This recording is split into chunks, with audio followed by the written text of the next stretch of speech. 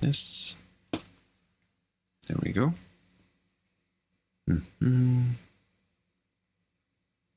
Bum, bum, bum, bum. Oh, thank you. I want to save this. What border do you want? What color?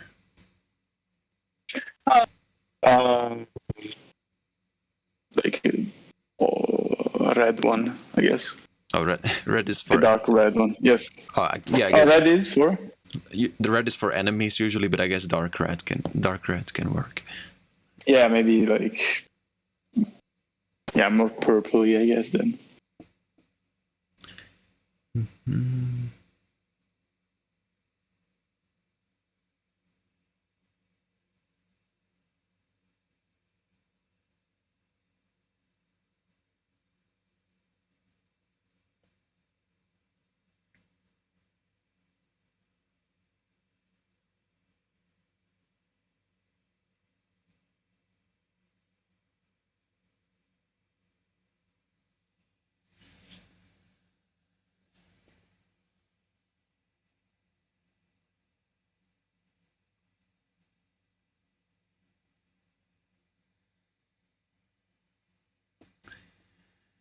There we go.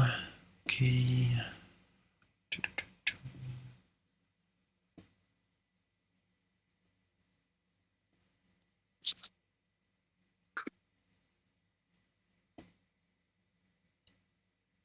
Sorry for the wait, Austria. I hope you're... Oh, it's all right. Okay. I'm reading. Okay. Anyways. Yes.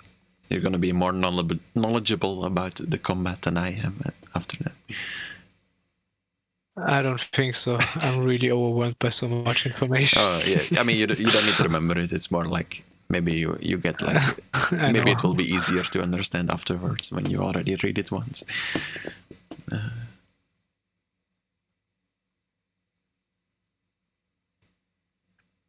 Go export image.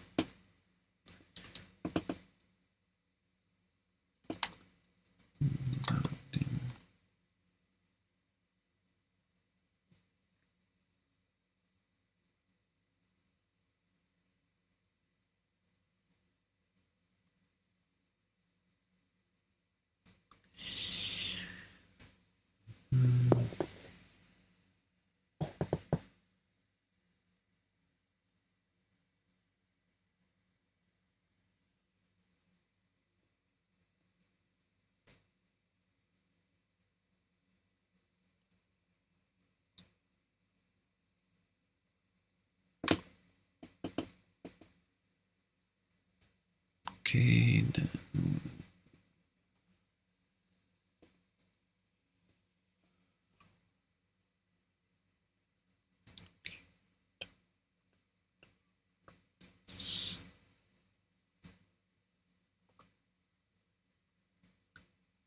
I'm just setting up your token for the stream.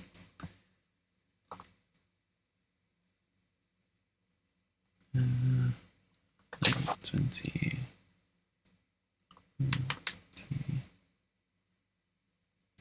Okay.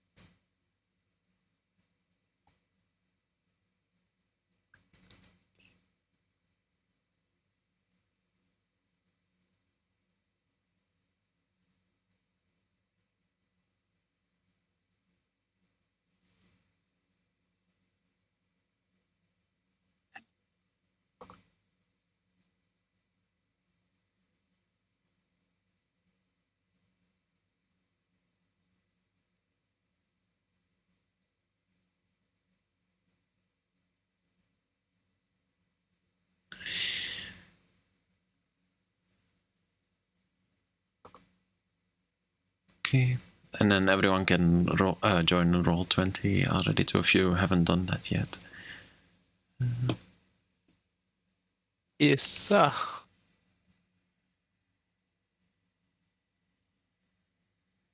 Dindosh, can you try talking? Yeah, sorry. From where can I join? Did I not send you the link? I'm pretty sure I sent you the link before, right? The Whispers of Fate Roll20. It's yes, Whispers of Fate. Okay. Yeah. So,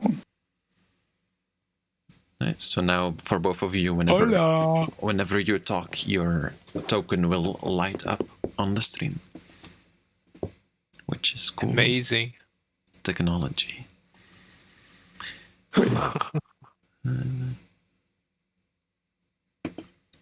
okay.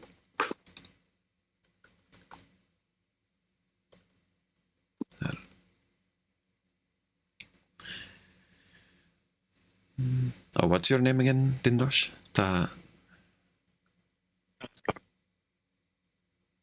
Say that again? I didn't It's on catch. Discord. Tartaro. Tartaro. Tartaro. Tartaro. Ah, señor. Is that how he's gonna talk? Yes. Yes, así. Yes, Sí, señor. he's talks Claro que a bit sí. like these. Yes. Claro que sí. That's gonna be canon that now all my Wait, is he tieflings- Italian or All your tieflings are Italian. Oh, okay, claro que sí is Spanish. Claro que sí, it's in Spanish, yes. But I guess it's very similar.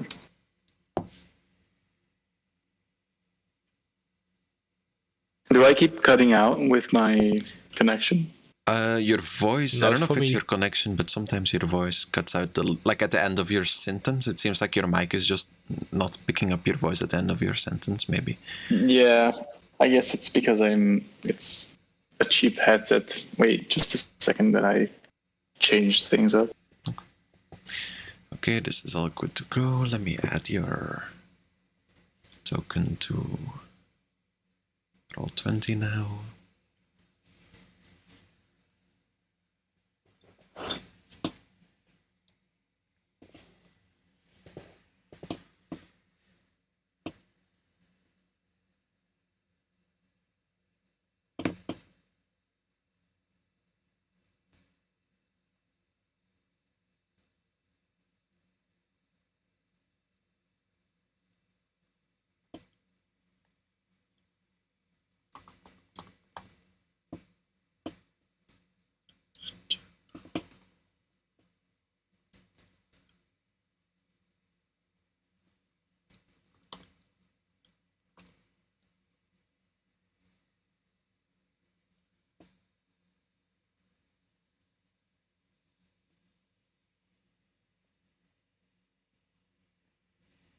Here I am. Be better.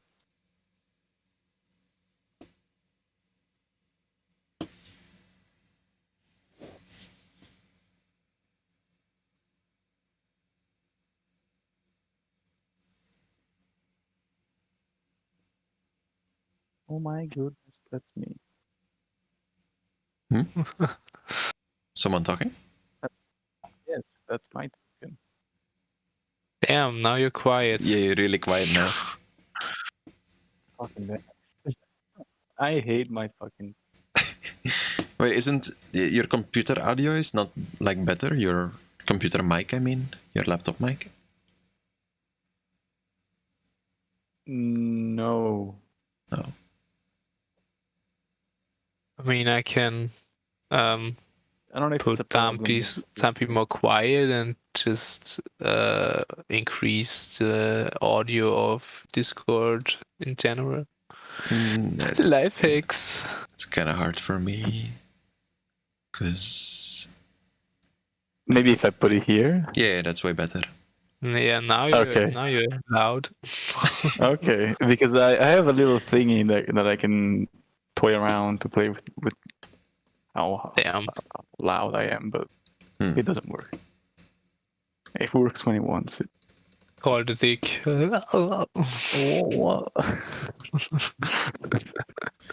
How much HP does your character have? Dinosh. Wait, I'm gonna tell you just right now. Where do I see my character? D&D Beyond. Yes. Top right is your HP. Yes.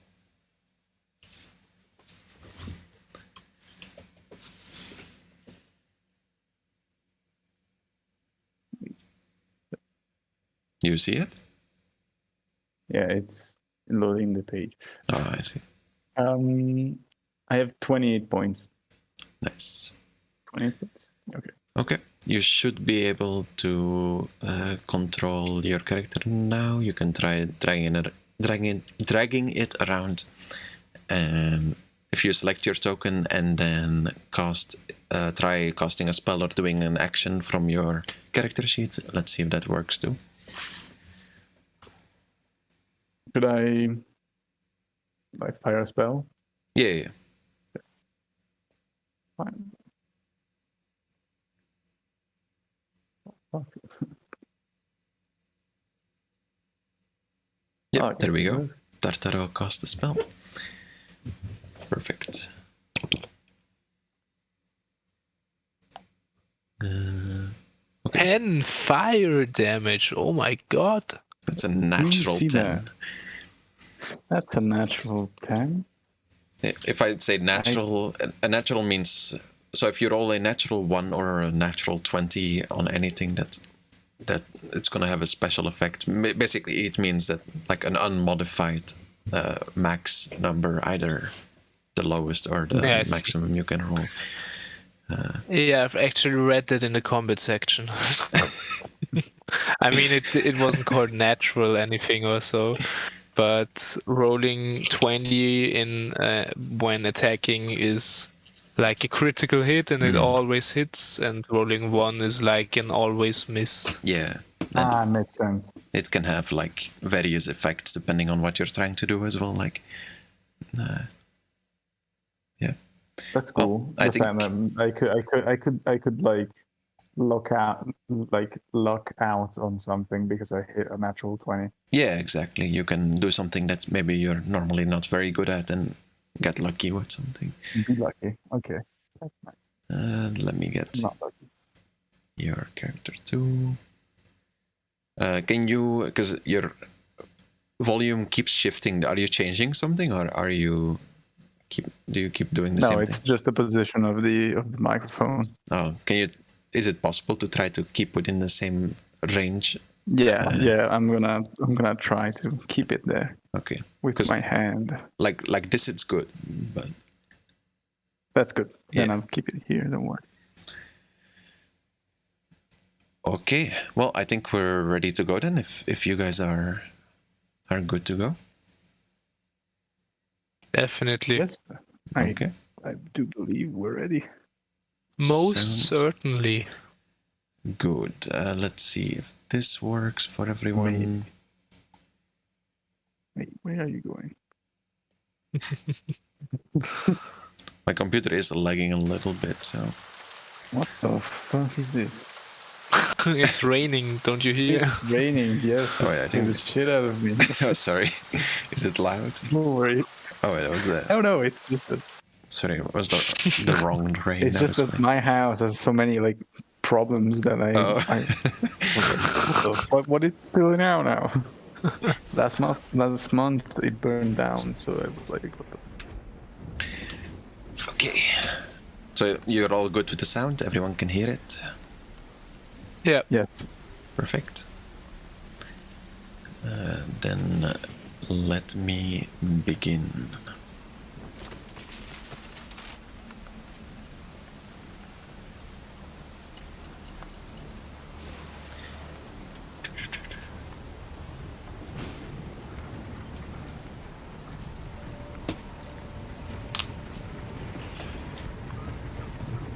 Fire and smoke, ash and bones, demons and dragons.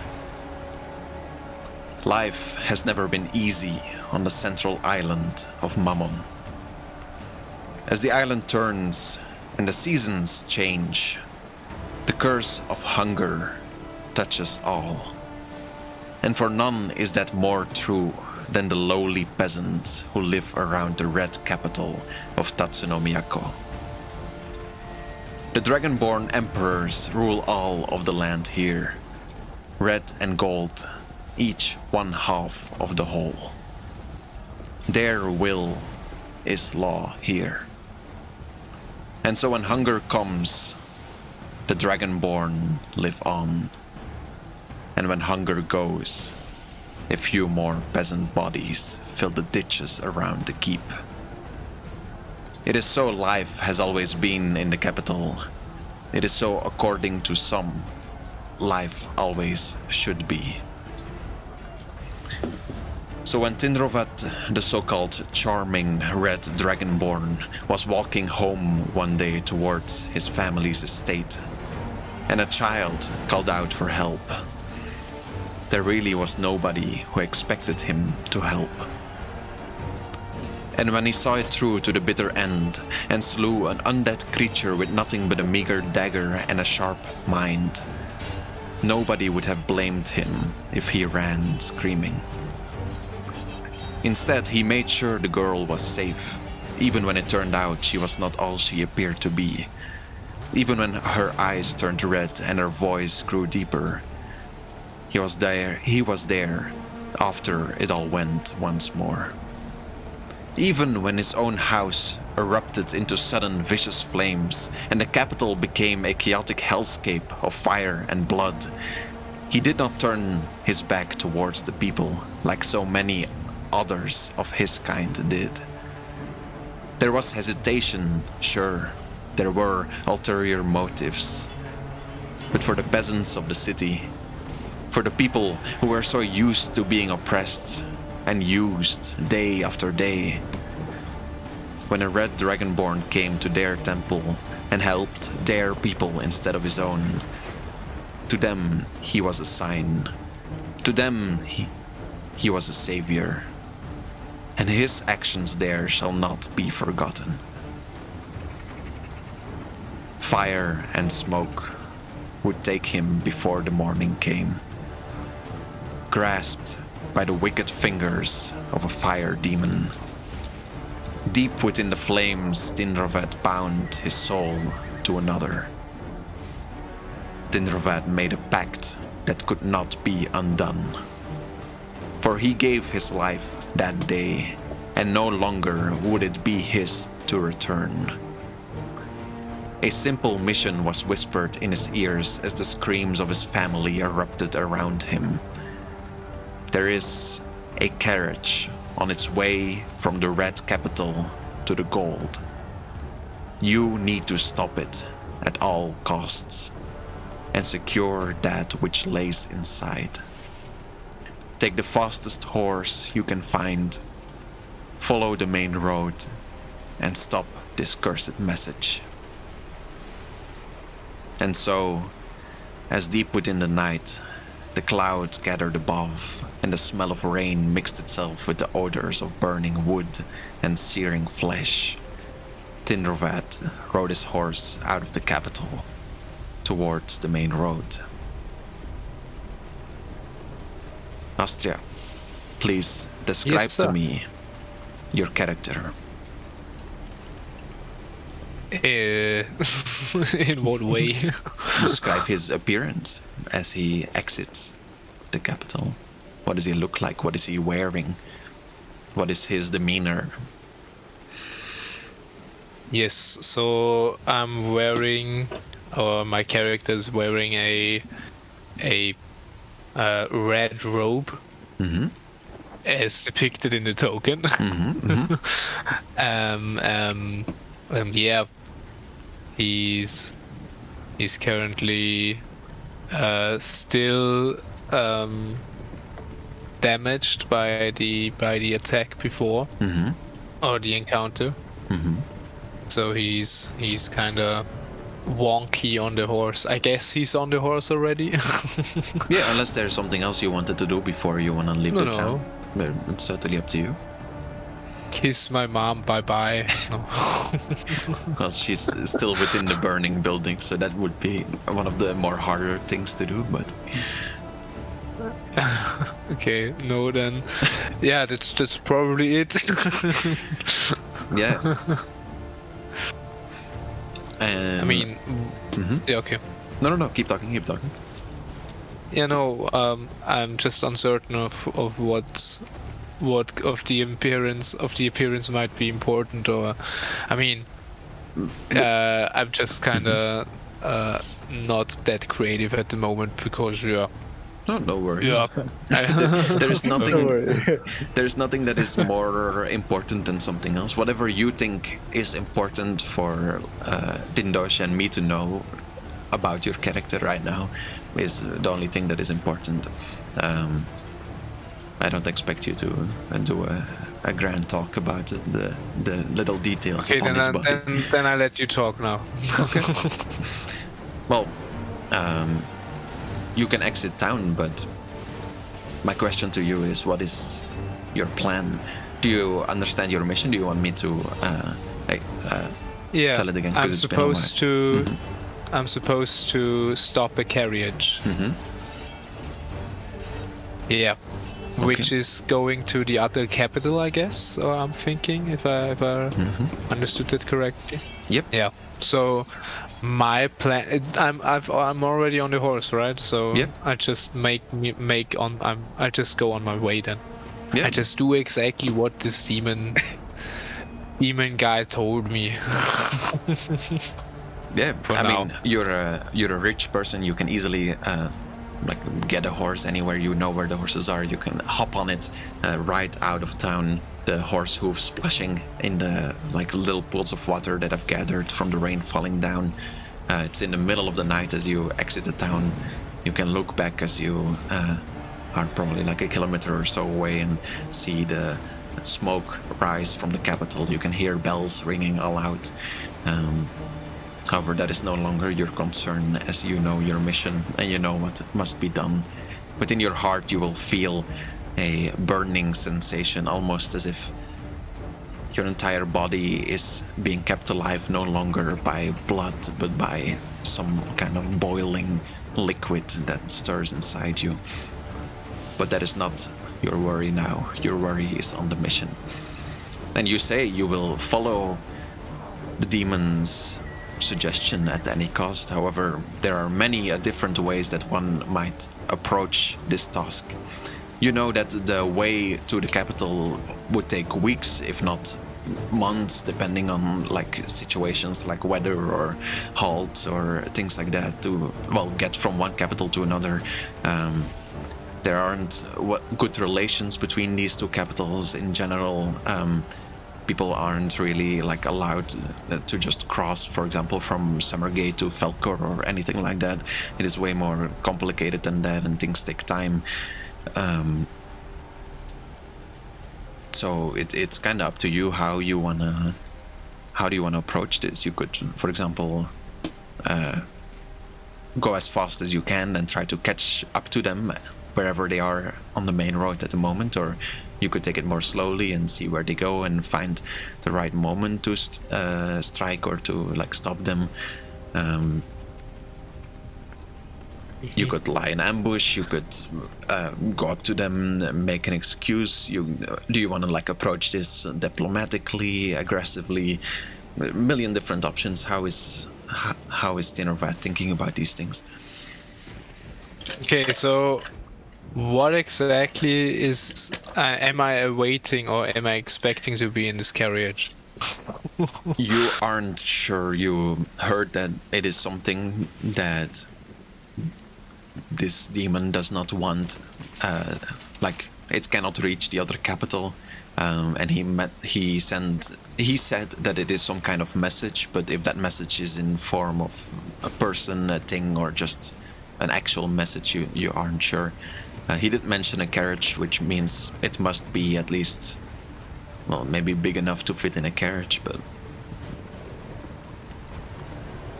you aren't sure I what see the what you exact mean. conflicts. What you aren't sure what Okay. what the exact. Do I know where this conflicts. carriage is right now?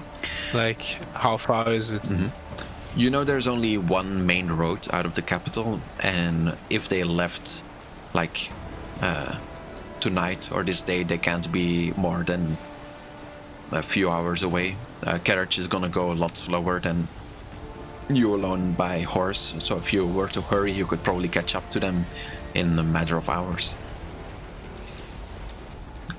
Yeah, so I'll I mean, can I equip myself with anything? Is there any marketplace that's not burning at the moment?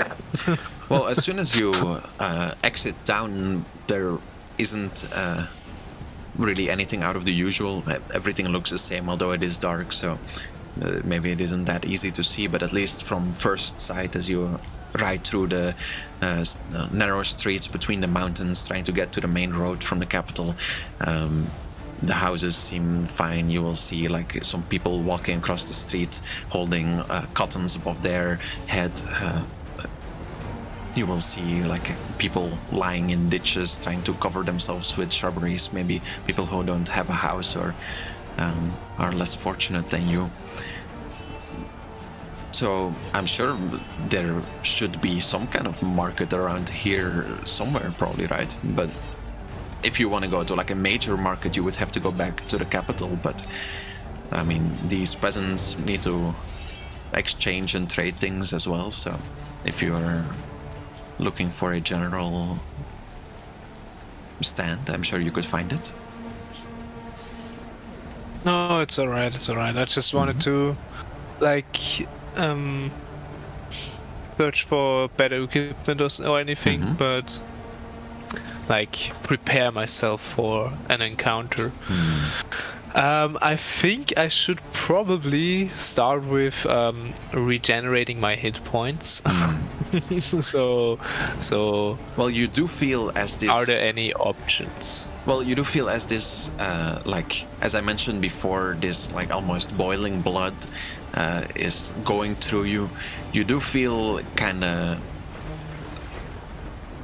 almost as energized. Almost as if the reawakening after your pact was made kind of restored you back to how you were before, or almost as if the fire that this fire demon filled your heart and soul with kind of closed down or burned out these wounds from the inside out.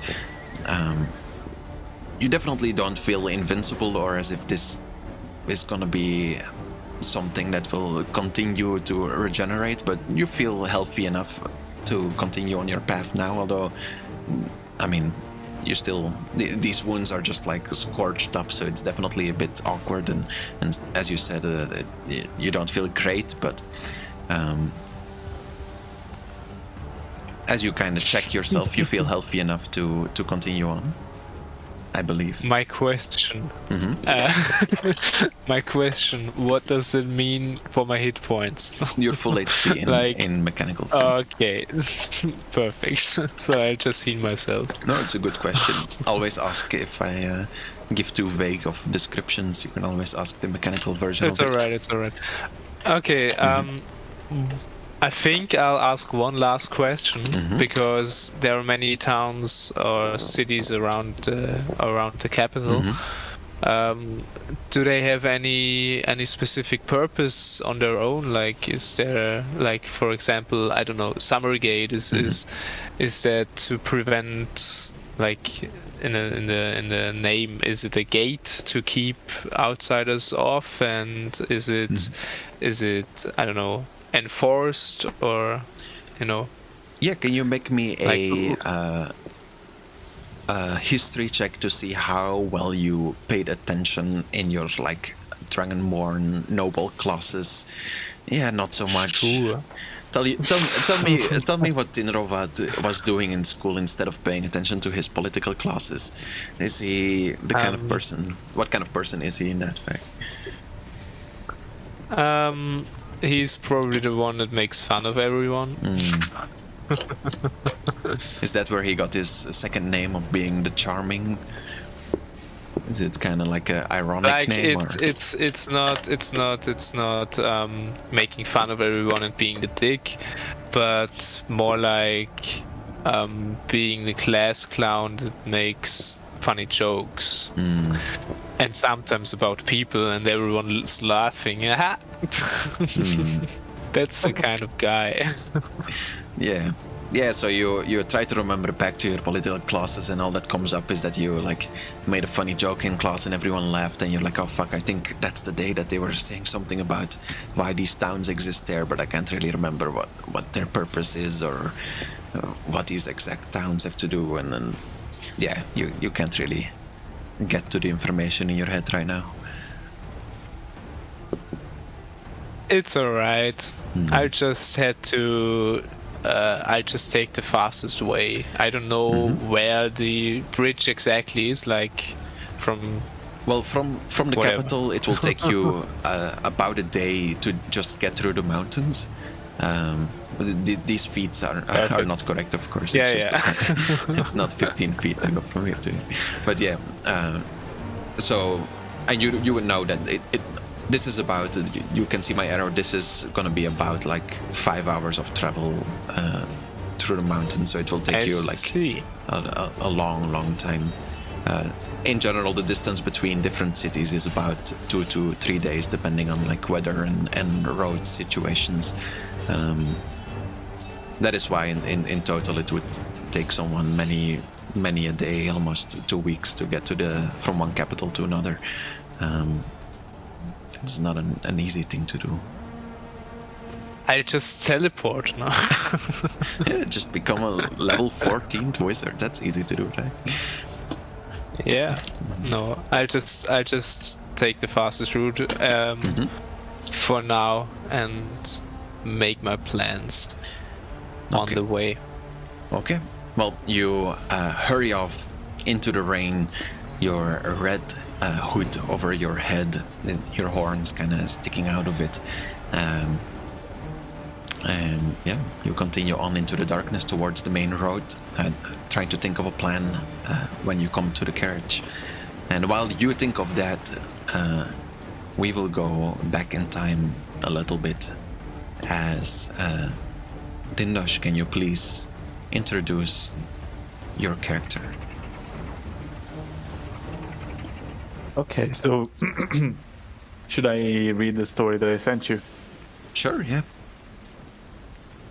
Or just introducing my character as it is? No, I think I think the story that you wrote is a great story, so I think that's a good place to start. Great, then. Can you all hear me all right? That's good. Yes. Things couldn't be worse. First, his study was interrupted, and now he couldn't continue it even if he wanted, with all the things around him shifting around. It is difficult to sit still while on a ship, especially thanks to the raging storm outside.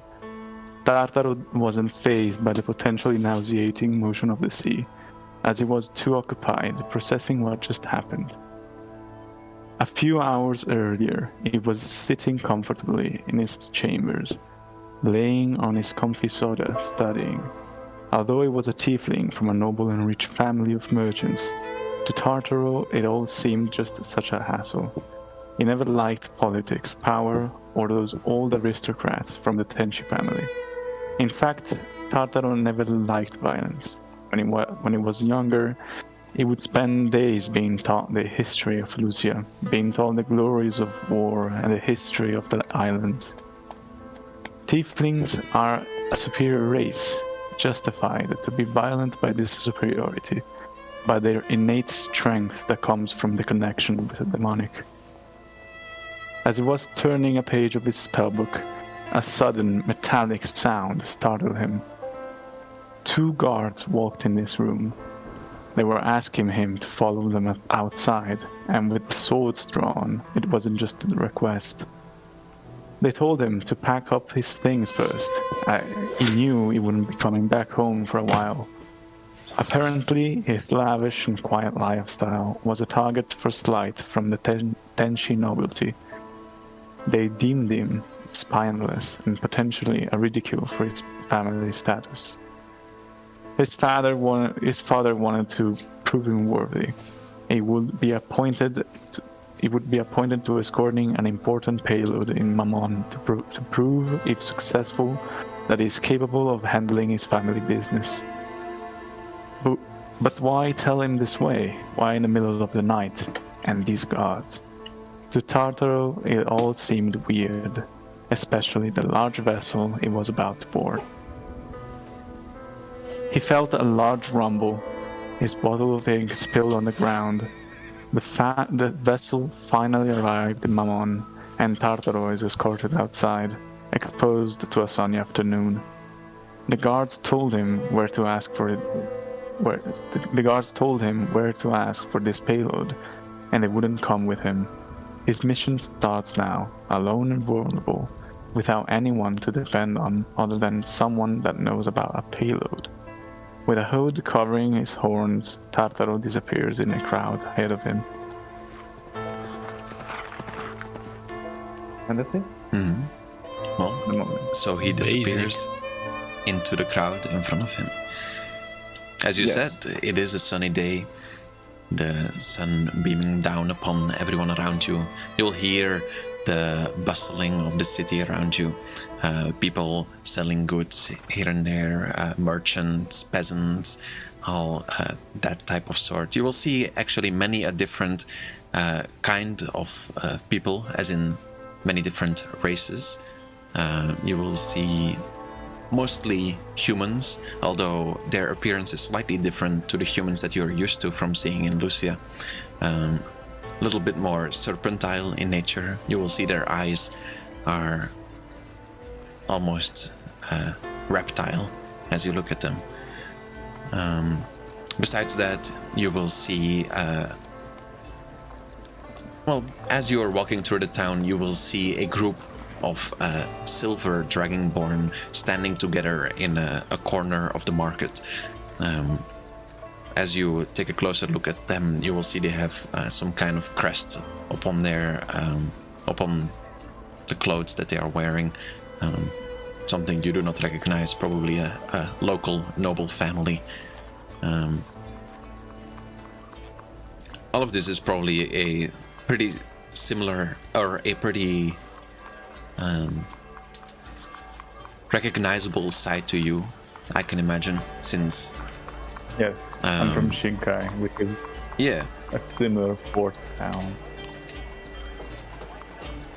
Yeah, it's a port, and in Lucia as well, noble families tend to kind of want to stand out compared to the others. So I don't think any of this is that surprising to you. However, what might be surprising is that you do not see any other tieflings in this market, compared at least to the many different races that there are. You do not spot a single other of your own kind. Tell me what is what I do now? Yeah, but what is Tartaro feeling as he is walking through this market? Is he feeling kind of like home? Well, is he feeling stressed? Is he... Tartaro is feeling definitely not at home. He is hiding his horns because he doesn't want to be seen as tiefling as he walks around this strange place that he didn't even want to be there in the beginning. So he's kind of frightened. He isn't a very courageous character. He always liked to live a quiet life, so just being in the middle of so many people in a different place, he just can't feel home, and he's just walking uneasy around, trying to figure out where things are. Yeah, just as you are thinking these things, a large figure will bump into you from the back and scream back at you, as you will see he's holding a giant basket of fish in his arms. As you kind of look up at him, you will see he stands at least like half a meter taller than you, with like burling shoulders and scale looking things upon his back. He screams back at you, "Watch out! Coming through!" Well, I scream back at him, "I'm sorry," and I continue walking. Well, I guess that now I don't know what to do, so I try to see if there's a tavern nearby where I can enter and try asking questions to the bartender. You look around for a little bit, and quickly you will see a like plate hanging outside from a building. Upon it, it says the burning bottle, which must be a tavern of some sort, right? Must be. So I enter the burning bottle and make my way inside. Yeah, you will see it's quite a bustling tavern, at least for this time of day. It's midday, so you wouldn't probably expect that many people to be in here. Again, people of all different kinds, mostly humanoids. However, the bartender is similar looking to the guy that bumped into you earlier. Definitely not the same guy, but probably the same race as that guy.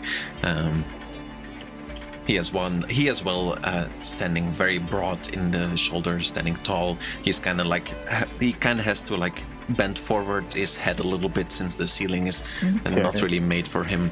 And he's kind of like bending forward over the bar as he's like washing 2 glasses. Is this bartender? What did you say?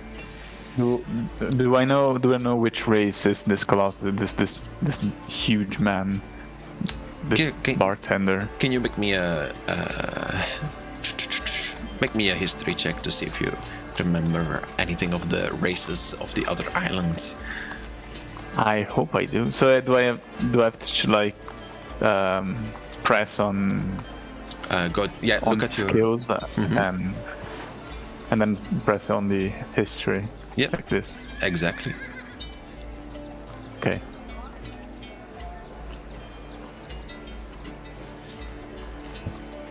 I have an 18.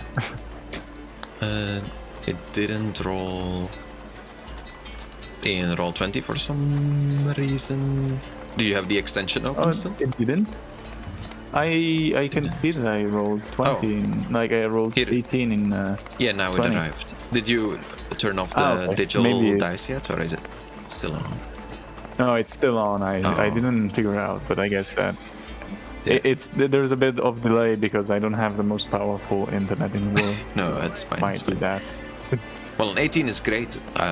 So yeah, you do remember learning about this specific race. They are called Goliaths. They are located on Mammon and some other islands, but Mammon has the biggest population of them, although it is not very large. They are pretty close to humans, but tend to live a bit more,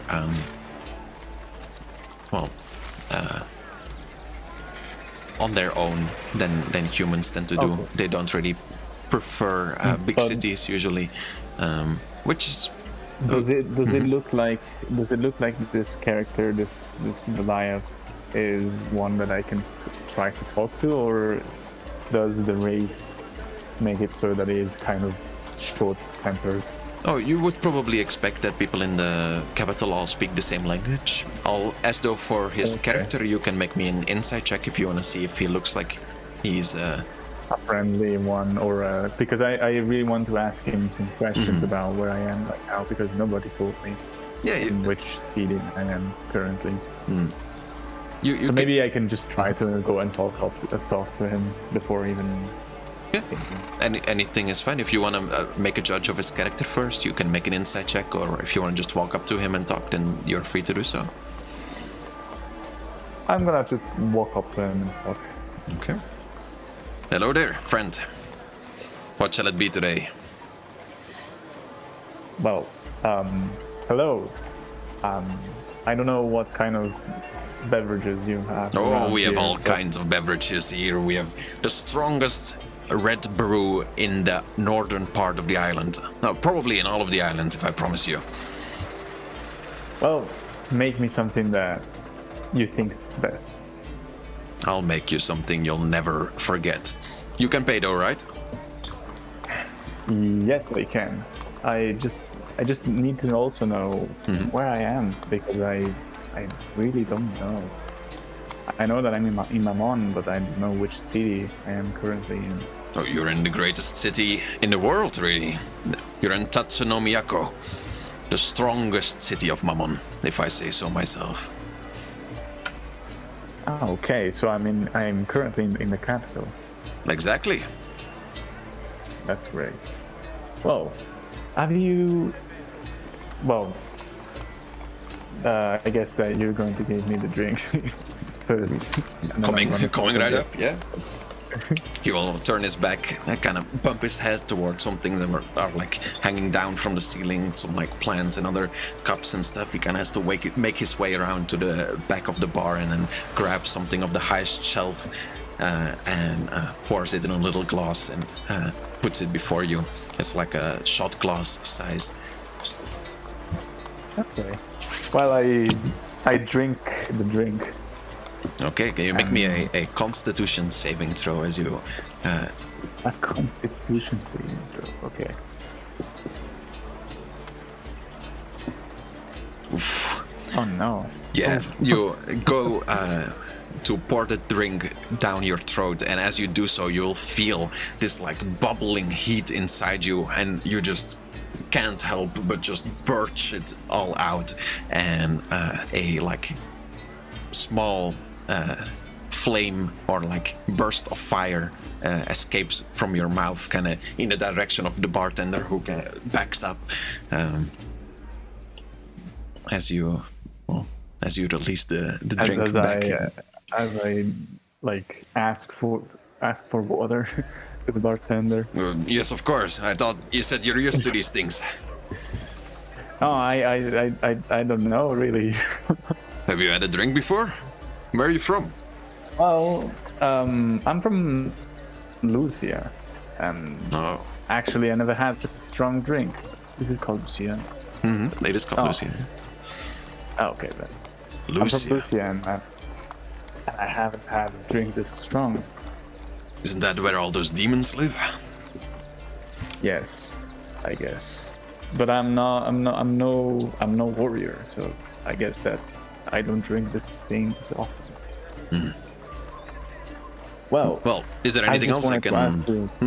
Yeah. Yes, I wanted to ask you something. You might be very informed about this, but what I need to escort a payload of some kind that needs to go from a capital to another.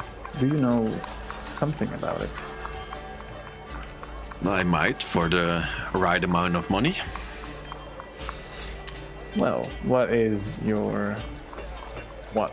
right amount of money? Well, if I would say that, then kinda...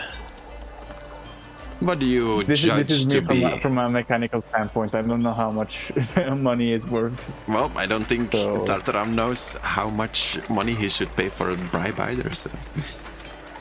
I think I guess he doesn't really know, because he is a noble that doesn't really do this kind of things, so bribing. Yeah. I guess I should know how much a gold is worth. Well, you know, in general, a gold is like a lot of money. It's like 50 euros or something like that.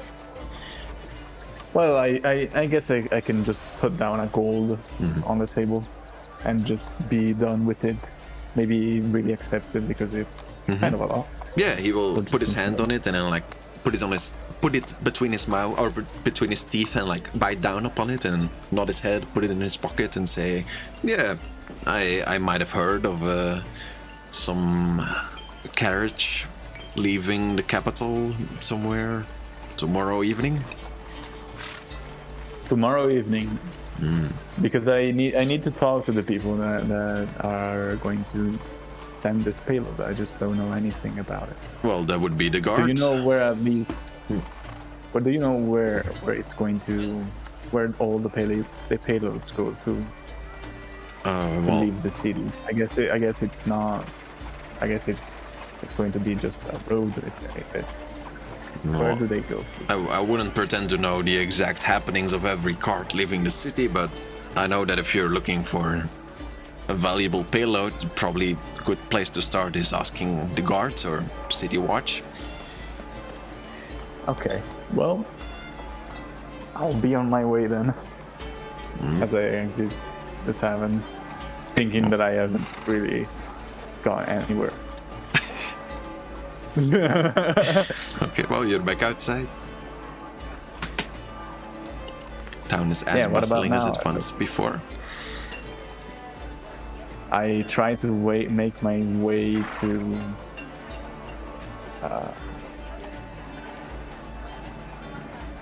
I don't know where to ask for this carriage. Where can I find this carriage? I should probably. Well, the bartender did mention something about Guard watch. guards and city watch or something like that. So maybe I should go and ask the city watch or something like that. Just an office or something like that. That I can yeah. You do remember say my seeing. name and then... You do remember seeing those silver-looking dragonborn standing somewhere. Well, yeah, they should earlier. definitely know something about. If it's an important payload, they look noble enough that they maybe should know something about it. Well, I go look for them again. Yeah, you can bump into them pretty easily, or like spot them again pretty easily. They seem to be standing in the same spot as before, kind of talking amongst each other. Well, I pick up my courage and go talk to them. How do you approach them? They don't seem to notice you as you get close to them. So.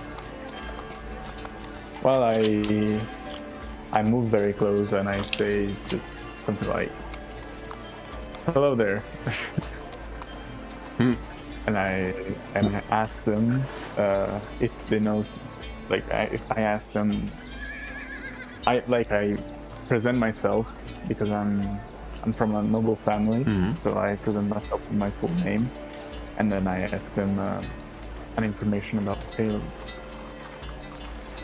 A noble, aren't you? Well, I was gonna say to move on, but it seems that won't be possible with you. Payload. Well, I can ask the higher ups. Was someone like you in this city looking for something like that? We don't trust demons around here, really. Well, you see, I've been sent here to guard this payload because of the what is my city? I always forget the name of my city. Shinkai? Okay, of Shinkai. I'm from a noble family of Shinkai, and I've been tasked to escort this payload through its whole itinerario. I don't know how to say it. From the whole They'll journey. understand itinerary. Itinerary, yeah, that's the word.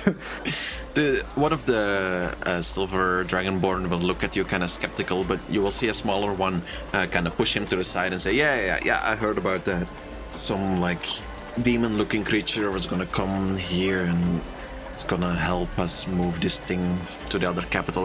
They don't tell us anything really, but yeah, you can just tell your name and stuff and go to the. You know where the city office is? No, I don't. I guess not. I just arrived. We can go together. I'll escort you and you can just what do you call it? Well, they'll know what to do with you there, and they'll make you ready to escort whatever you need to do. That's great. Thank you. Yeah, I think you can follow him. He will bring you to the right building. You can get all the information that you need. You don't get a lot. They just say there's a payload that you will need to help escort. There will be 8 other people with you, 4 people who will be in a carriage and 4 people who will be riding on horses next to the carriage. They do ask you if you prefer. What do you prefer? Like, what is your preferred method of like guarding this payload? Do you want to be inside it, or do you want to ride next to it? What kind of fighter are you? I want to be inside it. I'm kind of a coward, so please put me inside. Yeah, they will. No, I'm not gonna say that to them, but yes. Yeah, that's the intention. They will listen to what you think is your best position, and you will be able to be inside the carriage as well when it moves. And I think unless there is something else that you want to do in the capital, we can skip forward to the next day. Yeah, let's skip forward. Do take care to, if you got your character sheet, you can subtract the gold that you spend as well. You can. Yes, I spent how much for? You spent 1 gold on the bribe, and then probably like a silver on the drink that you had. Where do I in inventory? I guess, right? Mm-hmm. In your inventory, you should just be able to click and then click on like the coins top right, and then you can remove or add. Okay, right. So remove 1 and 1 silver.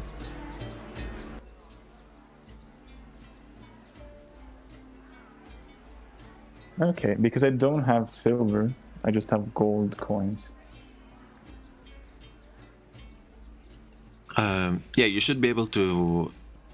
I think at least. Yeah, you should just be able to add silver. So then remove one gold and add one and add. Wait, sorry. Remove 1 gold and add 9 silver. If that makes sense. Okay. It makes sense. Yeah, because 10 silver is 1 gold. That makes a lot of sense. Yeah. Okay, I'm done. Okay. Well, it is so that as the evening nears of your departure, about 2 hours in advance, one of the actually a bronze dragonborn that is set to go with you, that is set to like escort this payload with you, will enter your room and shout. Plans have changed. We need to leave earlier. There's been rumors that we are moving this payload and we do not want to attract any more attention than we need to. Okay. Are you ready to go? I guess that we already... Yes, I am ready to go. I've been preparing for this. Right. I guess. Mm-hmm. Well, anything you want to do as you get ready to leave? But do I need to like stock up on supplies or something like that? You could have bought what you wanted. Is there anything you wanted to buy in specific? I don't know if there's something that I could buy. If there's something that I... It's the... You know... It's the capital. You can buy almost anything. What is... Mm-hmm. Okay, but like, what items am I going to... Like what kind of items am I going to be bringing that are going to be useful? What kind of items that I can find this capital that would be, like, I don't know, health potions or supplies, rations. Do I need to carry that stuff, or is like given from the carriage itself? Yeah, rations and stuff will probably be taken with the soldiers. About your own things, there you can buy like other swords or armor. In the capital, there are some places you can buy health potions. Indeed, in this capital at least, they are very expensive. I think 1 health potion is about 20 gold. But if you want to buy that, you can. Besides that, it's a capital, so there's clothes, there's normal markets, small things, big things. I guess that for now, I'm good to go with this. Okay. I'm just ready to go. I will assume that you have like some adventuring gear with you, like a sleeping bag and stuff like that. Yes. I think just take like 5 more gold from your sheet, and then we will just say that you have all the small things that you might need on a longer trip to go Yes. outside of a town. Makes sense.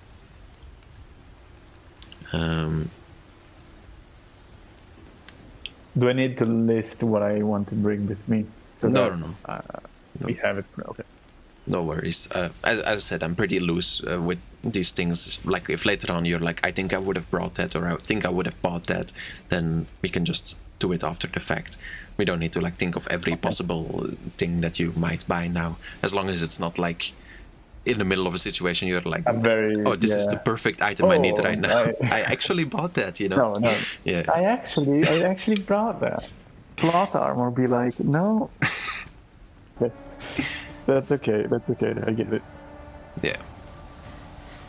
Well, so as you hurry outside, you notice that it has started to rain, kind of slow dripping at this point, but you notice that the streets are a lot more empty and people have started to go inside. The markets have been all but packed up at this point. The evening is nearing, but it's still light enough to see and make your way around the town. You will notice some lanterns coming up around the town. As you look around, you will notice in the distance the beautiful imperial palace with all the like noble facilities around it of other houses and other families. But there is no time to pay attention to that now, because you are quickly being hurried towards the carriage that you are meant to escort. And as you enter it, you notice there is a big box laying in the middle of it, and 3 other soldiers are kind of sitting back to back around it, if that makes sense. I don't know if it's the best way to describe it. It's a carriage with like 2 doors, one to the left, one to the right. And as you open them, there's a bench that's like making it so you will sit backwards, and a bench that it's making it so you will sit forwards, if that makes sense. And then in between those 2 benches is a box, and like everyone is kind of looking straight at the box. Makes sense. And it is a carriage with doors, which is kind of rare. They're not glass doors, they're like wooden doors that completely shut. So you won't really notice what's going on outside as you're in it. Okay. But you have been told there that are no windows in this carriage. Yeah, there are no windows. I mean, there's like little gaps between the wood. Little like peepholes, I guess. Okay. But you have been told that there will be a set of like noises or sounds that the people around the carriage will make if there's danger, or if you should be prepared to fight or anything like that. And what kind of sound is it? It's just like the Dragonborn will make like a what do you call it? A roar one time. A roar, yes. Yeah. Okay. So you slowly start leaving the town. You will hear the 2 horses that are pulling the cart. You will hear their hoofs are starting to make more like splattering sounds in the little pools of rain that have started to form. You will feel kind of the sweat of the other Dragonborn in this little like wooden cabin, almost like a sauna type feeling, as everyone is kind of nervous because they know it's this important mission and they can't really fuck this up. And everyone is wearing their armor, so they can like there's much room to breathe, and because of the humidity of the rain, everything feels kind of clammy and disgusting, but it's all part of the job. So, well, is it actually for you? Have you done stuff like this before much, or is this really your first like military experience? From Tartaro's perspective, he has done military training because it's mandatory in Lucia, I guess. If it's mandatory, you know it, I guess. Yeah, I mean, but nobles can get it like out of anything if they really want to. So, I guess that from his training, since he's a noble, he has been trained in the ways of like military and the tactics of war and such. So he Yeah. hasn't really participated in the army, but he would participate in, I guess, manifestations. Mm. I don't know if it's called a manifestation, or like display of power of like the Yeah. army walking through a parade or something like that. But he has never been in a battlefield before, or in a battlefield type situation. So he's kind of spooked, I guess. Yeah, I think from when you were young, your family noticed that you were never much of a fighter and more of a strategist, and they gave you the basic training, but you never really excelled at any of it. You're like kind of swung the sword around a bit clumsily. You weren't great with bows, but when it came to like making the strategy of where the soldiers should go and how they should position themselves and like how to fight against an opponent that might be stronger than you, you always excelled at those things. So that is what they taught you as well. Yes. And so, what is going through your head as you're leaving the town? Are you like, are you focused? Are you stressed? Are you nervous? Well, I'm standing, not standing, but I'm sitting nervously in this carriage, listening to the sounds, just waiting for a dreadful moment. That every sound that's too loud, it kind of scares me, because I always think that it's going to be the growl, because I never heard a Dragonsborn growl. So everything kind of is. I'm kind of on edge. For this duration of the journey at the moment. So I'm kind of spooked, but not too much. I'm not very like scared. I'm just spooked in my seat, nervous, and I don't talk too much. Okay. Well, none of the others start any conversation either. Everyone seems to be in a similar state as you. And as you exit town, can you make me a perception check? Okay. Give me one perception.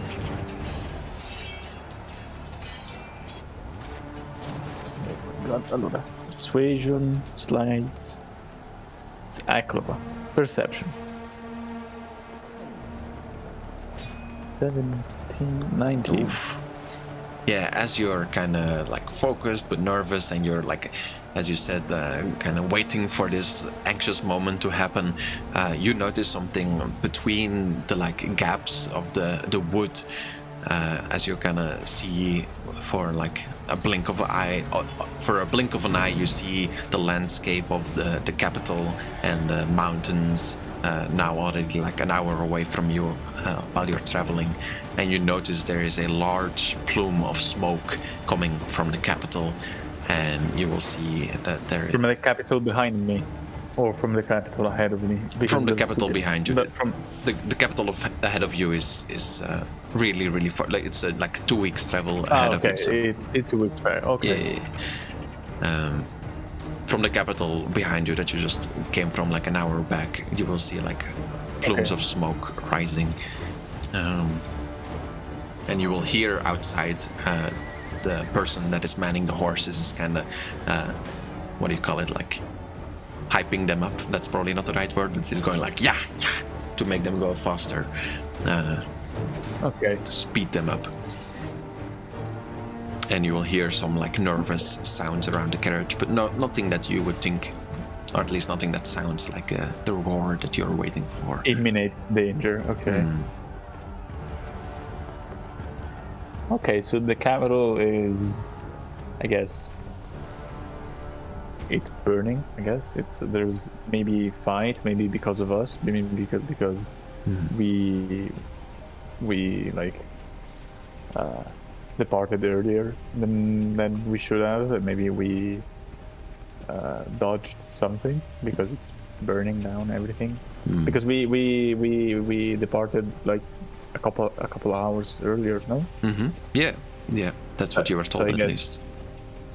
So that's what I'm thinking right now after seeing the capital is burning. I'm kind of more nervous, but at the same time I'm I'm hopeful. I'm getting more like hopeful that things are going to be good. Are like going to be bad. Okay. Well, at this point, we will go back to Tinrovad, as he too is but 2 hours travel behind the carriage, chasing it through the rain.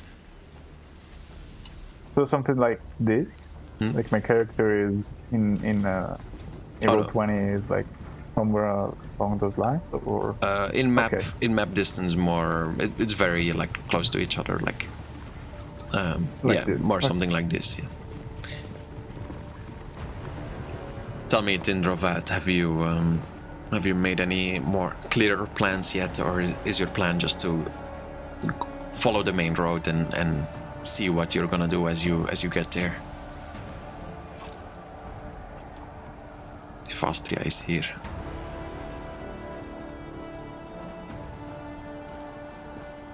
Austria. Sorry, hi. Hello. I was still muted. No worries. What was the question? Have you made a plan of action yet, or are you still gonna continue through the rain? So what I'm like, I want to. Do I know how what the carriage looks like? First of all, No clue. like, will I recognize it if I see it? Probably, since it is something that Good. they will guard. But I mean, it's up to you. Because how it certain wouldn't you are make that- any sense. It wouldn't make any sense if I couldn't recognize this carriage. Well, what- So my plan is to ambush it. Like hide somewhere and then form a trap or anything, which it will definitely pass through. I hope. So, is there any bottleneck, like a route they have to take, or is it anyways only one route they can take to the capital? Through the mountains, there is only one route, really. You can make me a. Yes. I'm thinking. I guess you can make me a nature check to see how well you remember the like sights of the mountains, and maybe you can like think in your head. Oh, an 18 is really good. Yeah, I think maybe when you were a child, you traveled through the mountains before, and you remember seeing this one specific like what do you call it? Valley, or like. Basically, the road is like surrounded by 2 sharp cliffs on either side, and you remember like looking at it and thinking like how amazing it looks, and you think back of that at this moment and think that would be a great spot to like bottleneck them or ambush them, because well, they can't really go anywhere else. They're kind of stuck in this tight spot between these 2 cliffs. Perfect. And you also know it is. Sounds like a plan to me. You also know it is near the end of the mountains, so if you hurry now, you can probably make your way past the carriage and set up at the spot. Yeah, okay. So I'll do that. Only takes like 3 weeks. Oh no, I mean like. No, I'm just kidding. Oh. Okay. Yeah, like from here to your. Well, are you gonna follow the main road, or are you gonna try to go like? Well, there isn't really any other road through the mountains. So how? Because like to ambush this payload, you're gonna have to first like pass it, right? Yeah, exactly. I thought at their destination, like between, not in the mountains of Tatsunomiyako or whatever. I hope I pronounced it correctly in your mind. Yeah. Or for your liking. Because I wouldn't expect to pass them in those mountains already, or be fast enough to prepare an ambush. Well, But I guess I could just. I mean, I don't have any ranged weapons, so that's kind of a bummer for those thoughts right now. Well, you don't know as much of like the. I think that 18 was like especially for like around your hometown, but like anything totally. like after the mountains, it's gonna be like you can't remember like 100 kilometers, or like I mean in a car then but like on foot you want to remember like every single place that you travel if you travel like a whole day or 2 days or something like that. So it's going to be a bit more difficult from there. Also, you're not sure where they will go after they exit the mountains, since it isn't a given so if they're going to go. What I'm thinking of right now, I might just catch up to them, like that's the first thing I'll do, and maybe use a spell or anything, or I don't know, honestly, because. What am I expecting? I just want an encounter right now. I just want to play, so to say. So might as well just rush to them and then try to surprise them and attack them from behind, or I don't know, stab the horse so they trip. Okay.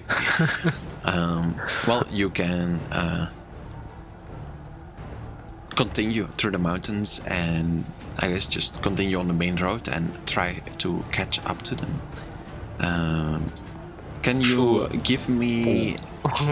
Can you roll me a d20? Do you know how to do that? I'm guessing bottom left and d20. One and then roll. I just did. Okay. It didn't. You want to transfer to row 20. You want to type in chat. You want to type this, but then without a point in front. I see. Yeah. Oh, perfect. Oh. it's just how well your horse is doing, basically. Which is 7 is fine. It's just doing okay. Like it's not like exceptionally fast today or something. It's just kind of chilling, doing its normal job. So you will just catch up to the cart at a normal pace. And fair enough, about 2 hours travel, still far away from exiting the mountains. As you like go up a hill, you will notice like maybe like 5 kilometers further a small group of people, or of like, well, you will notice 4 horses or 2 horses behind a large cart that is being like, or that is going through the mountains, that is being pulled by 2 horses in front as well. So like two guards standing or riding behind it, then the cart, and then 2 guards riding in front of it as well, kind of like an escort. I see. Yeah. So that just made everything more complicated.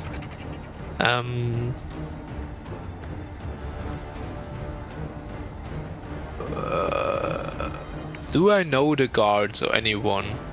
Like, since I'm of the royal family. Well, they're really far away at this point, so like you don't recognize them from this distance, but you definitely know some guards in the city, so if you get lucky, maybe they're the guards that you know. I mean, they should technically answer to you in some regard. You're not their direct master, but like, I mean, you have a higher status than them, but I mean, this mission might be so important that they don't care about your status. So, and you're also like kind of like the grunt of your family. You're not like you're not the most well liked of the red dragonborn in the city, but I mean, technically you should have higher status than them. I see. So I wouldn't expect them to fight me just because I approached them. Unless you do it in like an aggressive manner, no. Like, yeah, obviously. you wouldn't. No, you definitely wouldn't expect them to like attack you on sight just for approaching the card. Perfect. I'll approach them. Okay. Yeah, you can. Because there's not much to strategize right now. I mean, I could search for help around, but I don't think that's like I can't make anything out of this situation right now. Okay. Like I just do it. Yeah, I just approach them. which is fair, kind of just acting like on instinct and like letting the situation develop on its own and reacting whenever necessary, and kind of like making it up on the spot is a fair way of planning these things. So yeah, you can approach, and as you do so, you will notice that the two guards in the back notice you from like a little bit away already. I mean, it's their job to look around, and they will kind of slow down a little bit and like start riding next to you as one of them speaks up and says, "Good night, sir. What are you doing out this late?"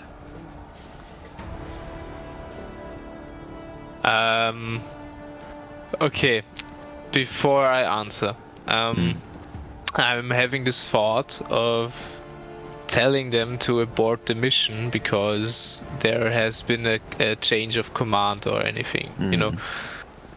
And since I've got deception +4 and proficiency in deception, I think this might work. So what I'll say is, wait, let me think. Well, I should say as well that a stat in Yeah, deception does not mean like you can't go up to someone who is selling eggs and tell them your eggs are actually milk and then roll a deception and then he's gonna believe his eggs are milk. Like it has to be a believable. People will still doubt you based on how believable your lie is. So even if you roll a natural 20 on your deception, I won't. I wouldn't say. Yeah, you have to follow my commands now or anything. I don't know. Yeah. I mean, especially in this regard, it would seem possible, but I don't know everything. Like you are obviously the one that knows more about this than I do. Well, if you have questions, then ask me all the questions you need to make an informed decision. No. I don't think that I can ask these questions. Those are just. I think you've got some plot in your mind, and that's what I can't just ask. Like I mean, I can try. Like I'm expecting them to just. I don't know.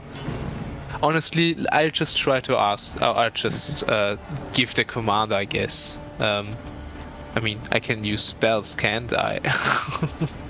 Yeah, I mean, nothing. I could command one of them. None of this session is. I just plan the things that would happen in the world, and you can affect any of it as much as you like. I don't have the end of this session planned out. There is no like plan where this needs to go or needs to end. If you wanna, that's right info. now, that's really. If you wanna right now jump helpful. off your horse and run into the mountains and become a caveman who lives in the mountains, you are completely free to do so. I'm not gonna be like, no, this is my plot. This is what you need to follow. Don't do that. Well, you do whatever you want to do. That sounds interesting. Whatever you want to. If you want to blow this card up, if you want to run between them. But the only thing I will say is you will.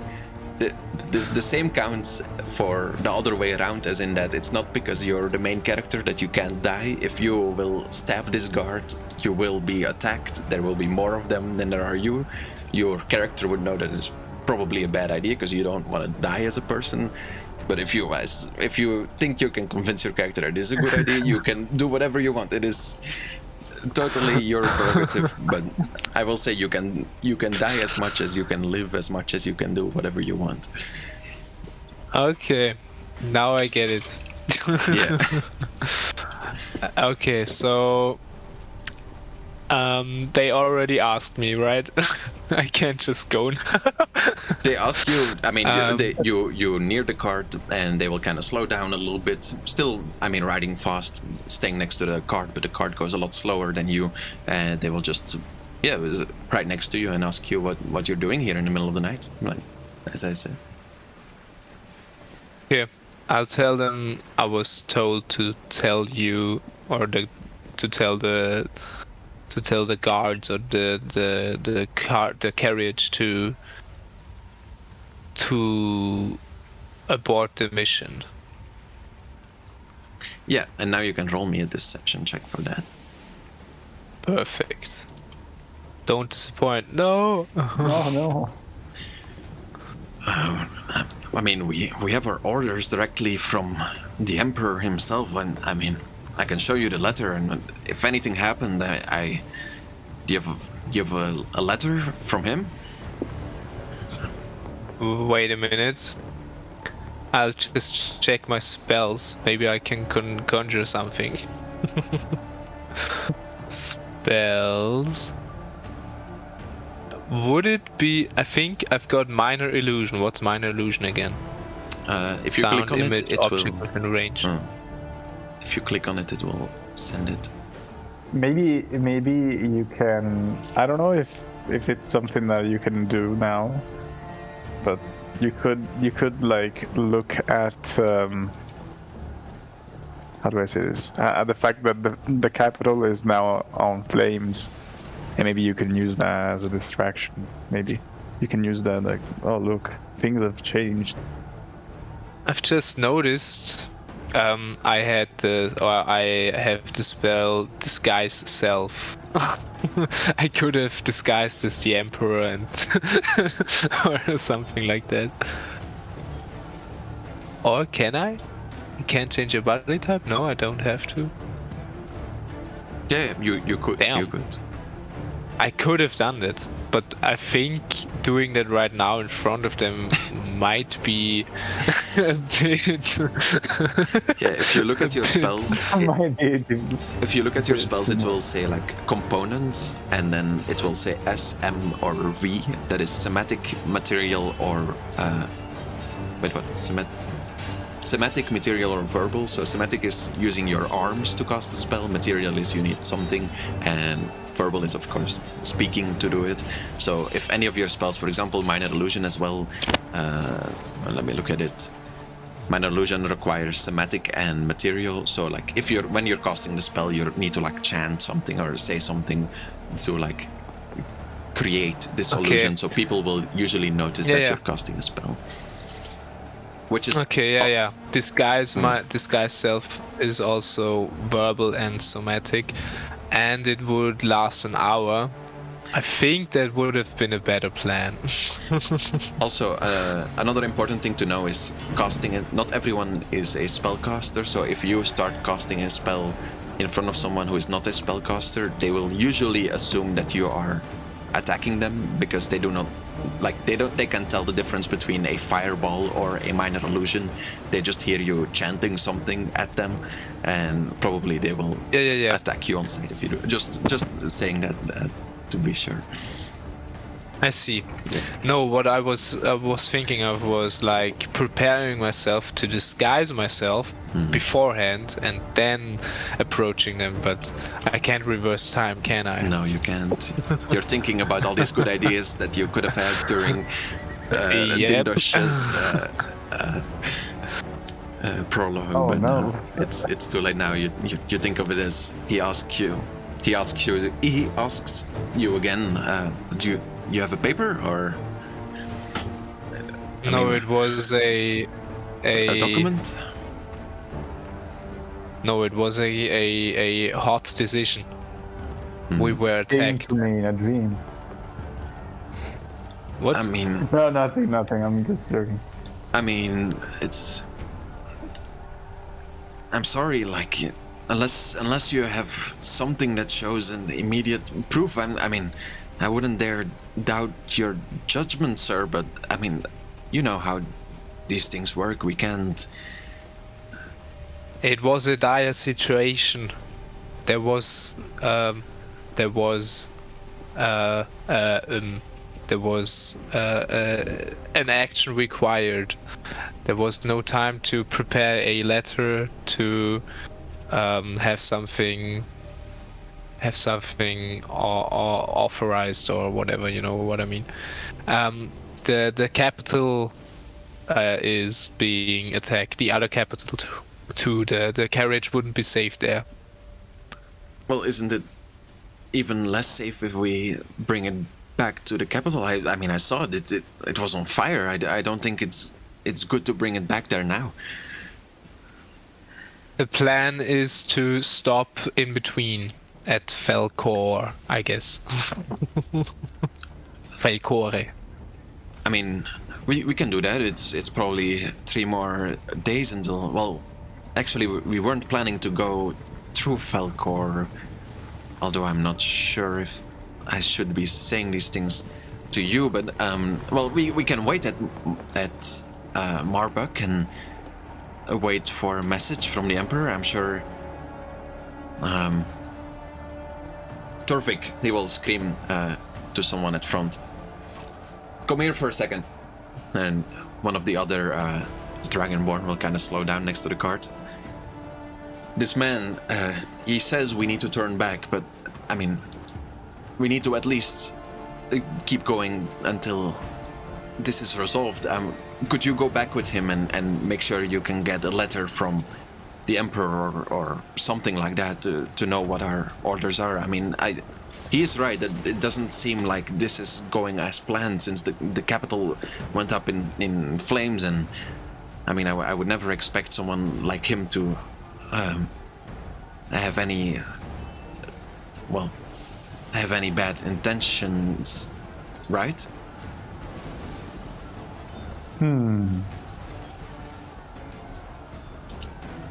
They will all kind of look at you. At me? At you, yeah. Right? Obviously not.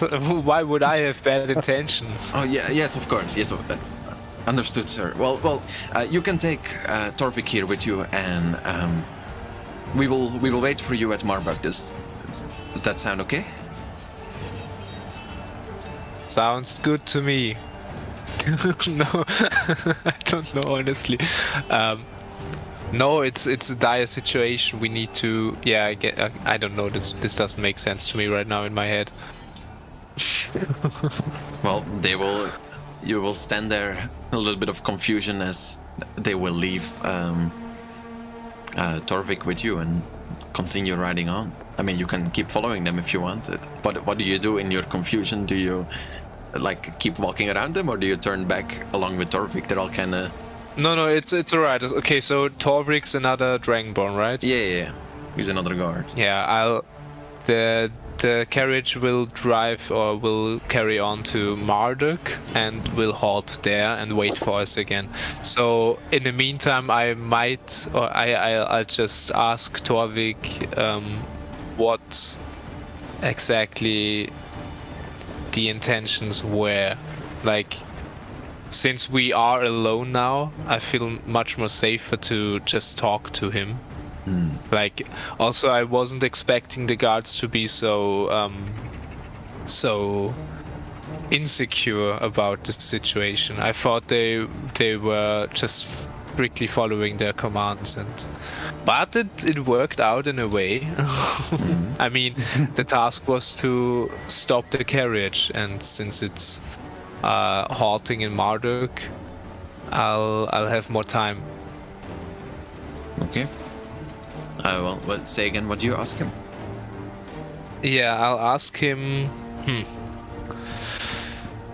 what's in the carriage?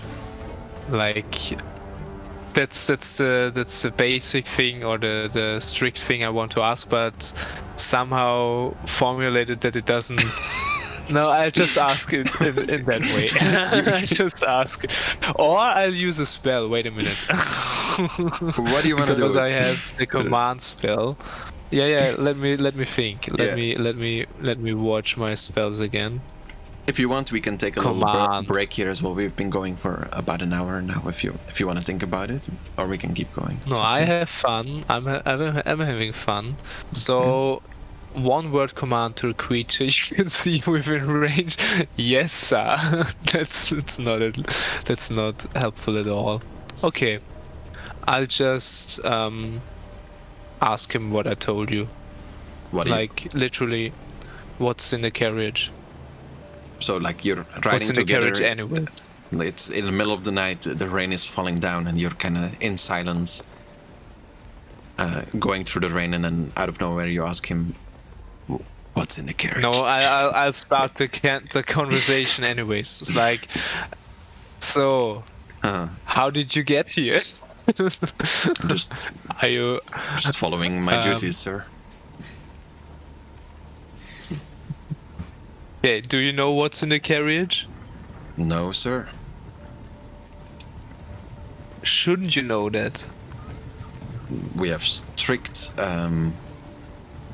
what do you call it? Rules. I forgot. Strict commands that we should not open the box inside the carriage. So there's a box inside the carriage. Well, yeah. I mean, Not people or anyone else, just a box. why do you want to know?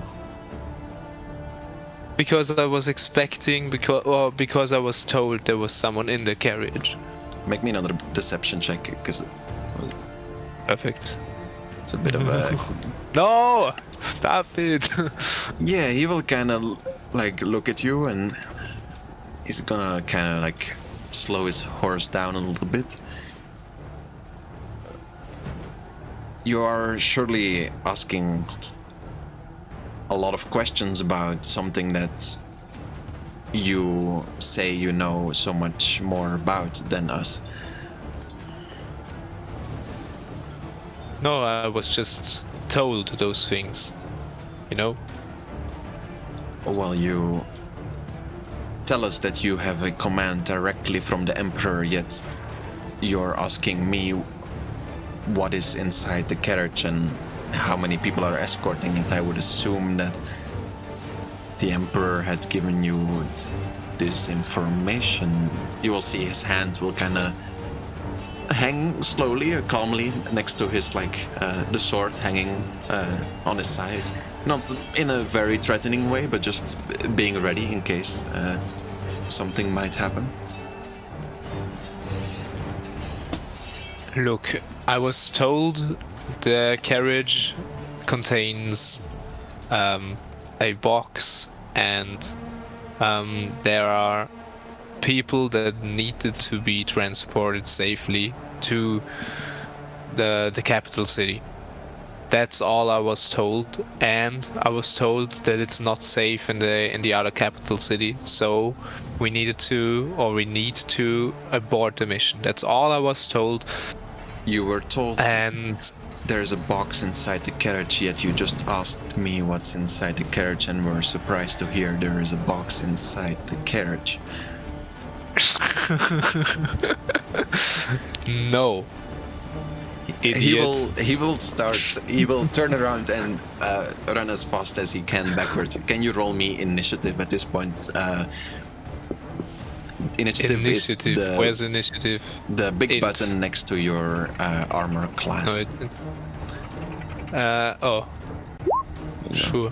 Oh wait, let me open the token for this guy. 1 second, sorry. You wanted to send the result of this roll?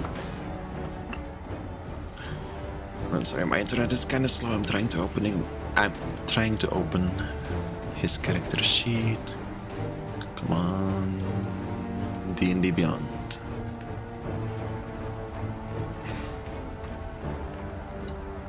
So in general, we roll initiative whenever either combat or a situation like this where it kind of matters who acts first and what happens after which. It's at which point you roll initiative to kind of see who acts first in any given situation. Come on, why is it not loading? Oh, fuck. Okay, so what does this mean now? Well, it's still loading. I can't.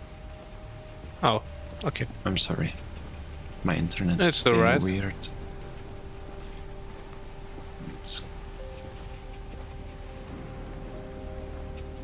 Oh, there we go. Come on. It's because I have like 80 characters and I need to scroll all the way down, and for some reason it needs to load every time.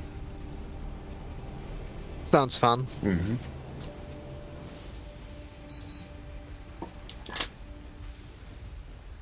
Well, it doesn't. I'll just let it load in the background. I'll just roll something that I think probably his initiative would be, which he will roll higher than you. So that means he will act first. And as you kind of tell this lie about the box, and he kind of figures you out, he will turn his horse around in a second and quickly start hurrying as fast as he can back towards the carriage.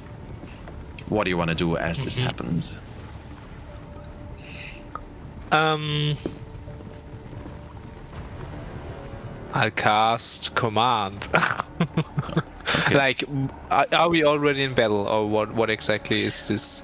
We're in now? initiative. We can enter battle from here. Yeah, it's the same rules as battle, but it's just basically in initiative you take actions. Your actions you have to take per turn, but you don't have to take combat actions in initiative. So his action was just to run away back towards the carriage, but it is now your turn, and your action can be an attack and a movement and an item interaction as well. Like an action and a movement, you mean? Yeah, you can either take action and a movement. You can either take like a full movement to like just hurry behind him, or you can take half a movement and an action if you want, and then you're gonna like go kind of slower if you want to like cast a spell, for example, as well. But you're still within range of him at this point. So.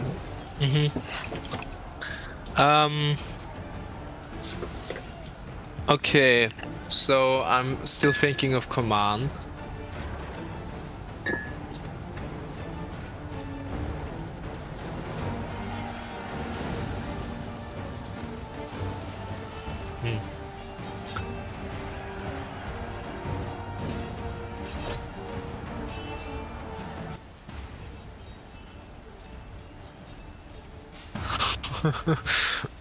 Okay, I can make him trip, like grovel is one of the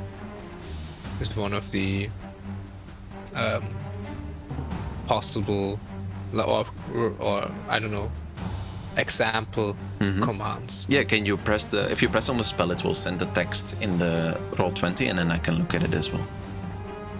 Yeah, sure. Casting or what do you mean? Yeah, I think if you cast it, it will. Okay. Well, never mind. I think you need to try pressing on the text itself. There should be a way to just send the text, or like of the word display. of the spell. Oh, there you go. There it is. Thank you.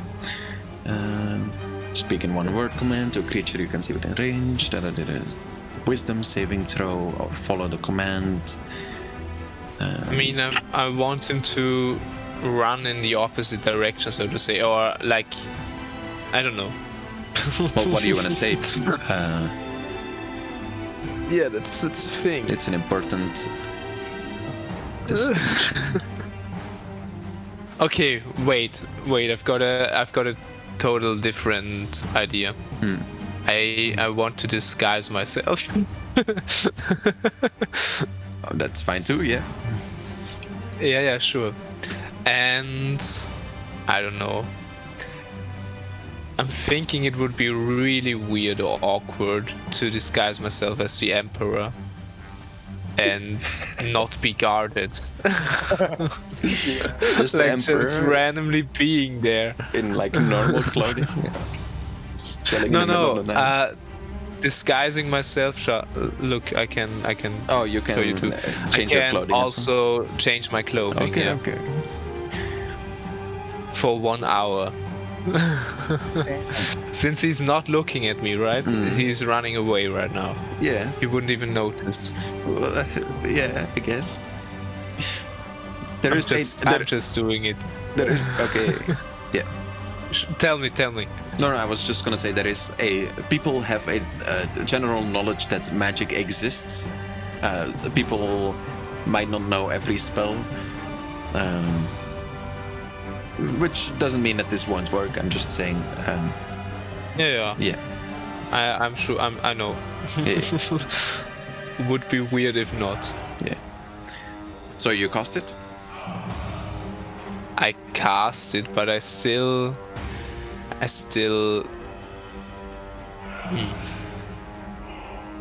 Like, do I know who the boss is? Or I mean, they've got it from the Emperor. I just do it. I just disguise myself as the Emperor. Okay. You turn into a brittle old man wearing long. What do you call it? Long. Well, not a brittle old man. A brittle old red dragonborn, which looks a little bit more impressive, with like a long, like silver-looking mustache hanging from his face, and wearing like very like ceremony type clothes. You've never really seen him in armor, so unless you wanna like have him wear armor, yeah, sure. You wanna have him wear armor? I mean, it would be weird to go out into. Okay, since I don't know what the armor is, it's probably more believable if he doesn't wear armor. Okay. Instead of wrong armor or armor that doesn't fit him. Okay. Yeah, you'll just have him wear his normal ceremony clothes. I assume you're making them look wet because it's raining as well. Yeah, sure. Well, otherwise it would look really goofy if you're like completely dry in the rain. Completely dry, yes. I mean, it happens. You can describe to me what it looks like as you cast your first ever spell that you like feel coming from the burning heart inside you. What exactly do you want me to describe? What does it look like when you cast this spell? How does your spell form? Since this is verbal and somatic, does it have to be both at the same time? Like when it's declaring verbal and somatic, does that mean I need to speak and move myself, so to say? You don't have to do it at the same time. It can be like after each other. It's like the flair of it is up to you, but it has to both happen for the spell to resolve. Okay. So honestly, I don't know what he'd say. Like, it's just a spell. It's just some gibberish. That's fine, yeah. So to say. And he's moving, or the character is moving his arms in a wavy way. You know what I mean? Yeah, I can imagine something wavy. And like he has to kind of brush over, but not really. You know what I mean? Brush over the parts he wants to disguise, but like move around some around the whole body, kind of. Yeah, I think that makes sense. Not so strict. Makes sense. Good. Perfect. Yeah, you're kind of like waving your arms, and then this like the illusion is kind of like forming from your hands, forming around your body. Exactly. Yeah. Well, you can do so. In the middle of the night, nobody spots you. The guy's riding away from you, already shouting towards the cart, but it's still pretty far away at this point. What do you want to do? You're the emperor on a horse now. I'm going to follow them back, or follow them. I should have done this the first time I did. It's so stupid, but anyways, I just go back like we weren't far away, right? Yeah, I mean, I wouldn't say like an hour away. I mean, you kind of started talking as soon as you left, so probably it will take him like 10 minutes to get back to the cart, I think. Perfect. So I'll head to the cart, to the. I ignore the guy, the guy, yeah, and I'll just head to the. Well, the guy's in front of you, right? He's going towards the cart. Yeah. First time. Yeah. I know. Okay. But I'll just go to the carriage. I mean, what I mean by that is I'm not going to interrupt or to stop the guard. I just act as if I didn't know, you know. Okay. Well, first off, Dindosh, you will hear shouting coming from the back as you were riding through, and you heard like some conversation coming from behind the cart. You couldn't really pick it up, but now you can hear the like galloping of horse hooves and then the shouting of one of the guards. What does he shout?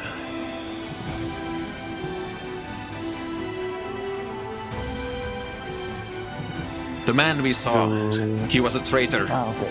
We aren't sure. Or like, I'm not sure, but there's something wrong with him. We need to be careful. There might be an ambush or something up ahead. He's planning something. 2 more guards, come to the back. Nobody's roaring yet. The guard is not stopping because, I mean, they want to continue as fast as they can. But you hear these commands. I don't know if you want to act as that happens. I hear the commands, but I don't exit the carriage and I stay inside. Okay. Well, I forgot your name. Tandler. Also, Tarzan. wait, I need to check myself. Finrovat. if you mean Tinderovat. me. Yeah, I meant you. Okay. Yeah, Tinderovat. You can see as you approach the cart, this time there are 4 people standing behind, or like riding behind it, still like looking forward, but 2 of them are kind of like turning around backwards as soon as they spot you, and you will see they have their swords out of their hilts and are charging towards you. Towards me. Mhm. Yeah, okay, I don't mind. Okay. I'll tell them to stop the carriage because man, I need to think this through. It feels like I'll just die in an instant.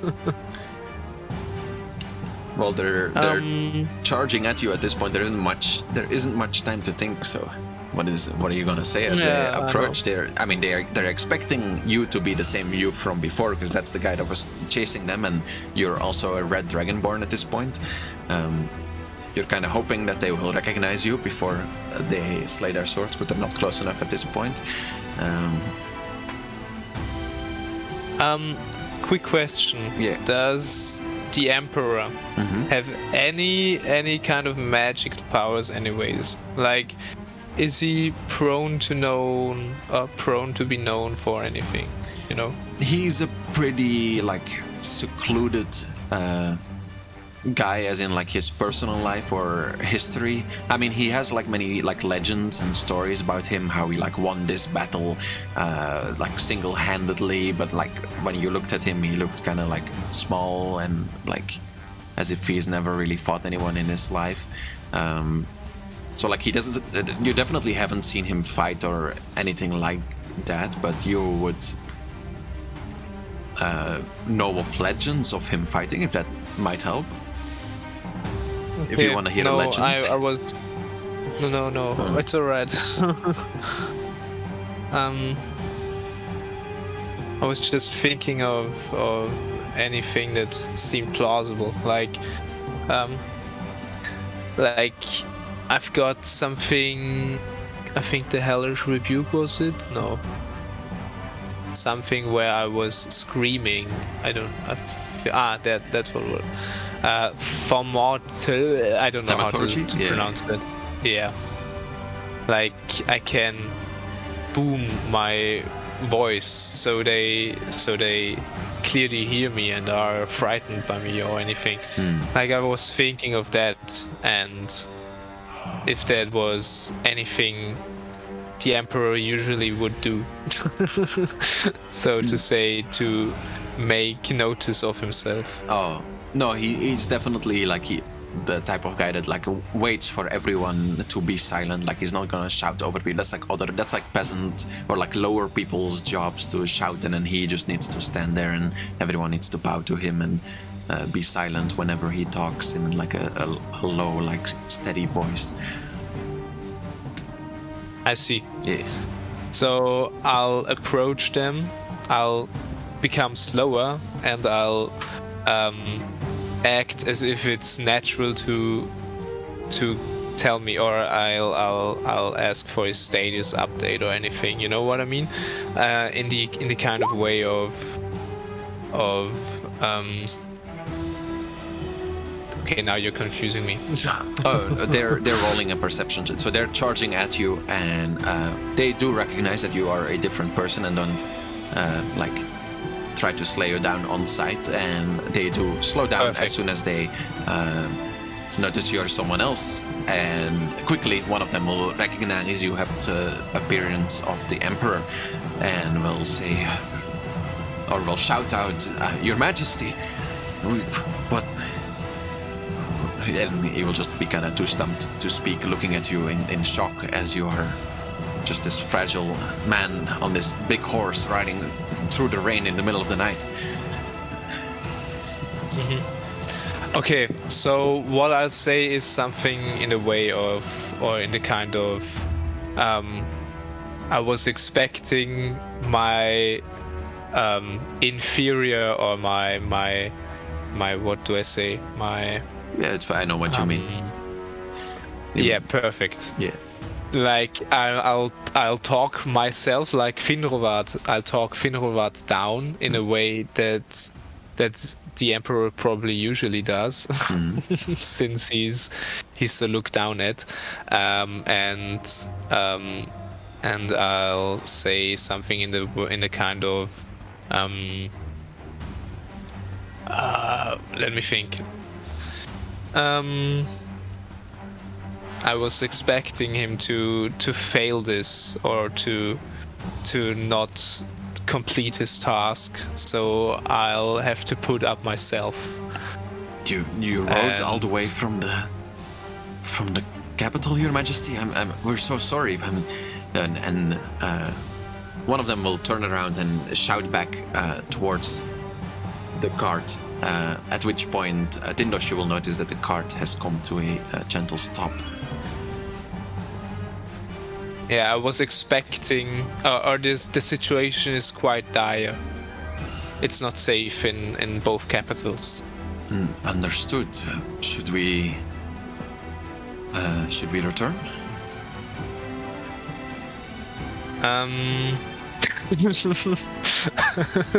I haven't thought this far.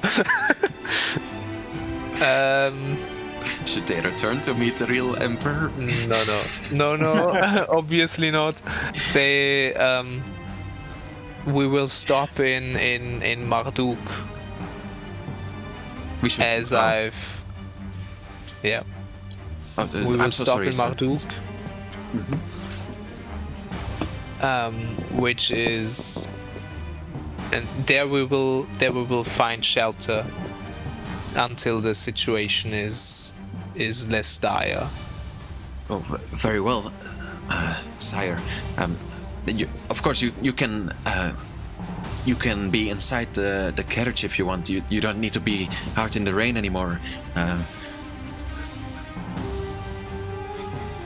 Yes, that there's sounds place like left. a good plan.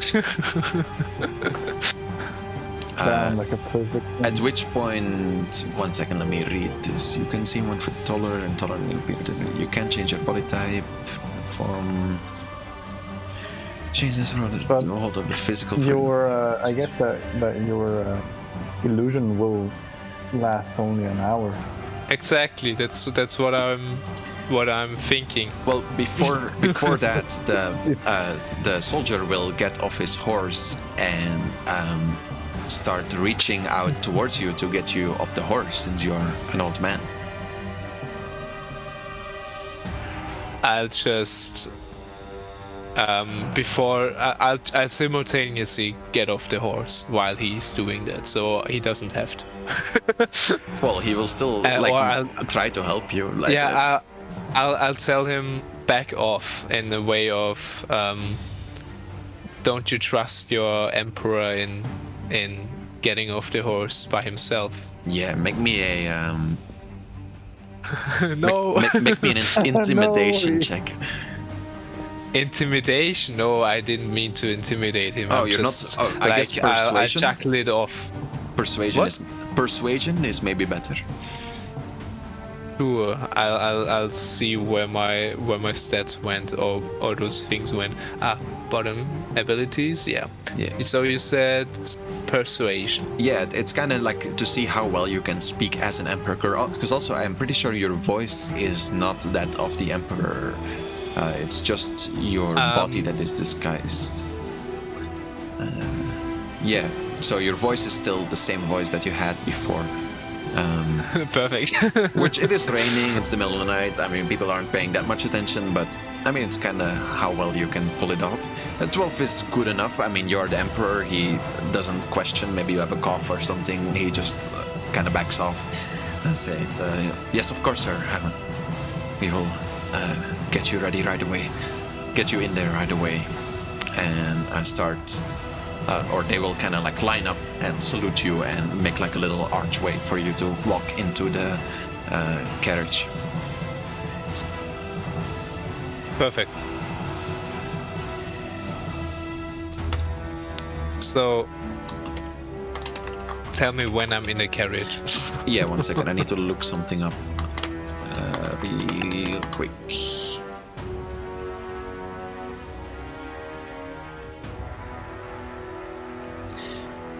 Dindosh, or Tartaro, Yes. I should say. Can you make me an Arcana check as Arcana. Tinrovat enters the carriage? You're entering the carriage, right? Sorry. Yes, To make sure- yes, yeah, yeah. yes. Quick question: can I inspect the carriage before I enter it? So does it have windows? Does it? No windows. Can I see out or into it? No windows or curtains in front of windows or something? No, So- it's like a wooden box. It's completely sealed off. There's just like wooden doors, like completely filled, and they will open them, and you will see like 4 soldiers, or I guess 5 soldiers in total, sitting kind of crammed together, and there's one little crammed spot left where you can sit Perfect. around a box. Exactly what I wasn't expecting. Perfect. So I also rolled my Arcana check. So Yeah, I just wanted to make sure 18. that Tinrovat was entering the... You're stepping inside the carriage? Yes. As the Emperor enters the carriage, Tartaro, you will notice with your great arcane insight, your vast knowledge of magic and everything having to do with it, you will quickly pick up that the Emperor's clothes went straight through the little like doorstep that like goes up to the carriage. Like they just Yes, almost as if it's an illusion, actually. just went straight through it. But only his clothes. Okay. Maybe he's just wearing magical clothes, right? Yeah, maybe. So I see that there's some kind of illusion on the Emperor, but I don't recognize. I guess that I don't recognize that he is. I mean, it's up to you what you. I mean, Well, there isn't. No, you say. It depends how well the 18 makes me see that he is like casting an illusion. There's definitely an illusion spell on him. You're not sure if it's on his clothes or in his entirety. That's totally up to you how your character would see that. Well, my character right now, since he was inside the carriage for this time, he didn't really hear or understand what was happening outside. He was able to peek through the cracks of the door, but due to the rain and night, he wasn't able to distinguish, I guess, the stranger from before from this new Dragonborn. Yeah. Is the Emperor like a red Dragonborn, or do I know that? Maybe, probably not even. Well, you know that. I think you know that. I mean, that's a very like generic, basic info. Is that there's 2 main capitals, one for the red Dragonborn and one for the gold. And I assume that you would have been told that your package needs to go from red to gold. The delivery thing that you need to do. This Emperor is red or gold? Yeah. This Emperor is red. Red. Okay. And so is Austria's character? Yes. Or is he... Okay. So maybe... No, I don't really recognize that this character is not the Emperor, but I see that there's a clear illusion, and I'm wary. Yeah, it's definitely... I mean, yeah, I think it is up to you how weary or how suspicious that makes you. I think that is totally up to my character would be suspicious of the illusion, but would not be like brave or upfront about it. It would just keep it to himself. Tartaro would keep this thought to himself. Yeah. And know that if it's a weak illusion, it would just fade away sometime. So I'm prepared and on the attention, because I never saw the Emperor in person, so I'm still a bit mystified about the presence. Yeah, and you don't want to like accidentally piss off the like Emperor just by like noticing his fancy clothes or something. Yeah, just yeah. I don't really want to. I see that there's something, but I don't want to be. To say it directly to them. Yeah. I'll look forward to what's going to happen now when the Emperor enters the carriage. Well, while this is happening, Tindrovat, sorry, I need to remember your name. As you, it's all right. As I said, it is pretty cramped, so you're gonna have to like sit against the other. Against one of the other soldiers sitting within this carriage. Is that okay? Wait. Okay? Quick question. Yeah. I see what you're going for. So, what exactly is the task the demon told me to do? Was it to stop the carriage, or was it to stop the box from being transported or anything? The exact words are. Let me make sure I say it correctly. There is a carriage on its way from the red capital to the gold. You need to stop it at all costs and secure that which lays inside. Take the fastest horse you can find, follow the road, and stop this cursed message. That's the exact thing. That suffices. That's sufficient. So my plan would be, so since I'm not yet outside of it or anything, so how big is the box or the thing that's inside? About like how do I say that? Like the width is about like a meter, and then like the height is about like 50 centimeters or something along that. What the heck? As in, like, I mean, maybe a meter. No, a meter is a bit long, like 60 centimeter wide, and then like 50 centimeter high, something like that. Like you can carry it in your arms. Yeah, okay, that's what I was asking for. Like, so for proportions again, there'd be jewelry inside, or what would fit into this box? I don't know what a million things can fit inside a box of 60 centimeter by 50 centimeter high, right? What do you think can fit inside the box? No, just because 1 meter was so long, I was 1 meter is too kind of long. confused. 1 meter is too long. Good. Okay, so those things would be inside, but not like weapons in kind of like not a knife or anything. Well, Like, a or knife could not fit in knife there. particularly could be. Yeah, what I was trying to say was a sword, like a broadsword is not that small. Yeah, not like a long Whatever. sword or a short sword could probably So, fit. my plan is I've got the Misty Step, right? Yeah. So I can teleport 30 feet to an unoccupied space I can see. My plan would be to just take that box, teleport 30 feet away, and into a cover. Okay. But I mean, you just tell me when or if you want to do that. Are you waiting for a specific moment? Yeah, sure. I'll just do that. Should I tap on cast? Should I?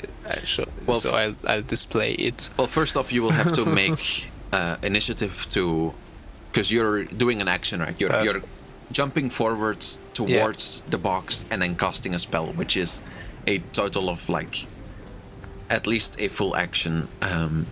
So someone might interrupt you doing that if they have their guards, they're like alert. Higher initiative. I see. Can you see my initiative? Because it's telling me again you wanted to send the result, blah blah blah blah. Oh yeah. No valid token was selected. I can see it. Yeah, if you select your token and cast your initiative, then it will put it on like a table. But we are only 3 people, so it's okay. Yeah, so that's your action, right? So I think at this point, first off, I will roll surprise for everyone else.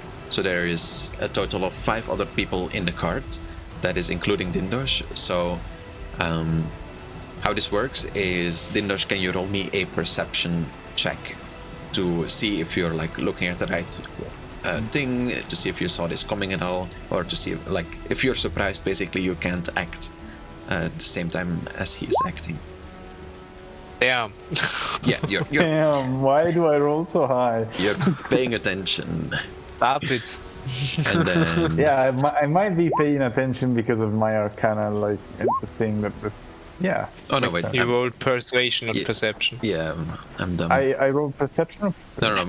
Okay. I did. Okay, Stop. Push Oh, it. Should have. No. Okay. You should have kept with persuasion. What is Everyone knows you're So- moving. Everyone is looking at the emperor because it's the fucking emperor, right? It's like the king is in your like car. Of course, everyone is gonna be like staring at him, and suddenly he fucking jumps forwards towards the box. Everyone notices. No, I'm not trying. I'm not trying to make it like, in a way that's okay. It doesn't matter. Just let it roll. What do you? So are you? I mean, you can roll a different check if you're trying to be sneaky. You can roll like a sleight of hand check or a sneaking check if you're trying to like carefully like. What is the action of getting the box in your hands that is not like? Okay. Question. Yeah. Question. When I use Misty Step, how does this work anyway? You can teleport anywhere up to 30 feet to an unoccupied space that you can see. So you will have to look through the slivers between the wood, but you can. There's like enough little like gaps that you can see somewhere I'm outside. I'm expecting the door to still be open. So all I have to do is turn my head and I see. Oh, you're you know doing what I this mean? like while you're still getting into the. Yeah, car. yeah. Okay. Since if I wouldn't, I would have been touched by someone and my illusion would be gone, right? Right. So I only have this short time frame. Yeah. So then, I mean, you're entering the carriage, and tell me exactly then how are you approaching? How are you like putting your hands on the box to do this? Okay, so if it works to just touch the box and imagine it to go with me in order to for the teleportation to work. No, you need to hold like, it. what do I have to... Okay, I need to hold it, so Yeah. I'll hold it in one arm and I'll teleport. That's gonna require a strength check. Just to like hold it's not that big, but it's like 60 centimeters to like hold it in one arm. You're gonna have to like, or maybe not strength, maybe more like dexterity to like slip your arm around it and then like cast the spell at the same time. It's gonna be like some fancy fancy thing. At least Misty Step is only verbal. Let luck decide my fate. It's only verbal, yeah. So you want to do it kind of like well, if you're doing dexterity, if you're grabbing it in one arm, then I am assuming that it's a quick action, right? That you're kind of like, I mean, you can describe to me if you're. I just don't get how you're doing this slowly and not in like a jumping. So I'm just trying to. I don't know. Yeah, I guess I'll roll dexterity. Let's see what my luck is going to be. First off, since you said the door is open, there are two more Dragonborn outside who have a chance to notice it as well.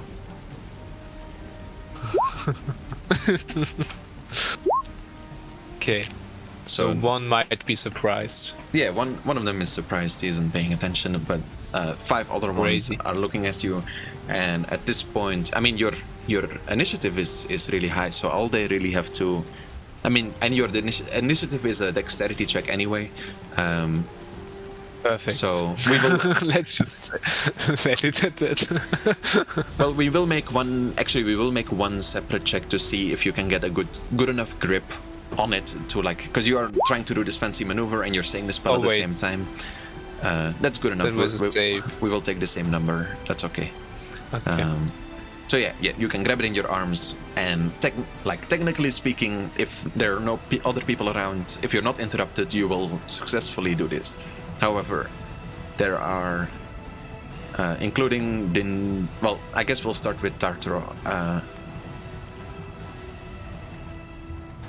Roll me initiative first off to see if you can even act before he acts. Probably not, because he rolled pretty good on his initiative. Please tell me.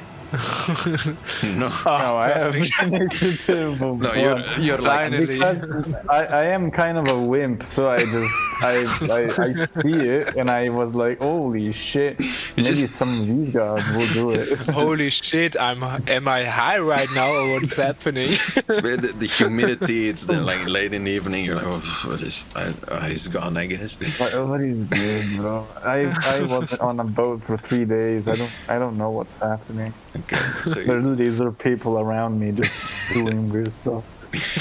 So here we go. For so many dragons. 5 Dragonborn will roll their initiative. That's 1, 2, 3, 4. Okay. 5. 21.12. What is that? Oh, two natural 20s. That's amazing. Yeah. So 2 of them. Well, because it's a natural 20, that's like a critical success. So I think they're sitting like. Let me think. I mean, they must be the ones that are like right next to you, because they're the ones that like see this happen and like can act before you do anything.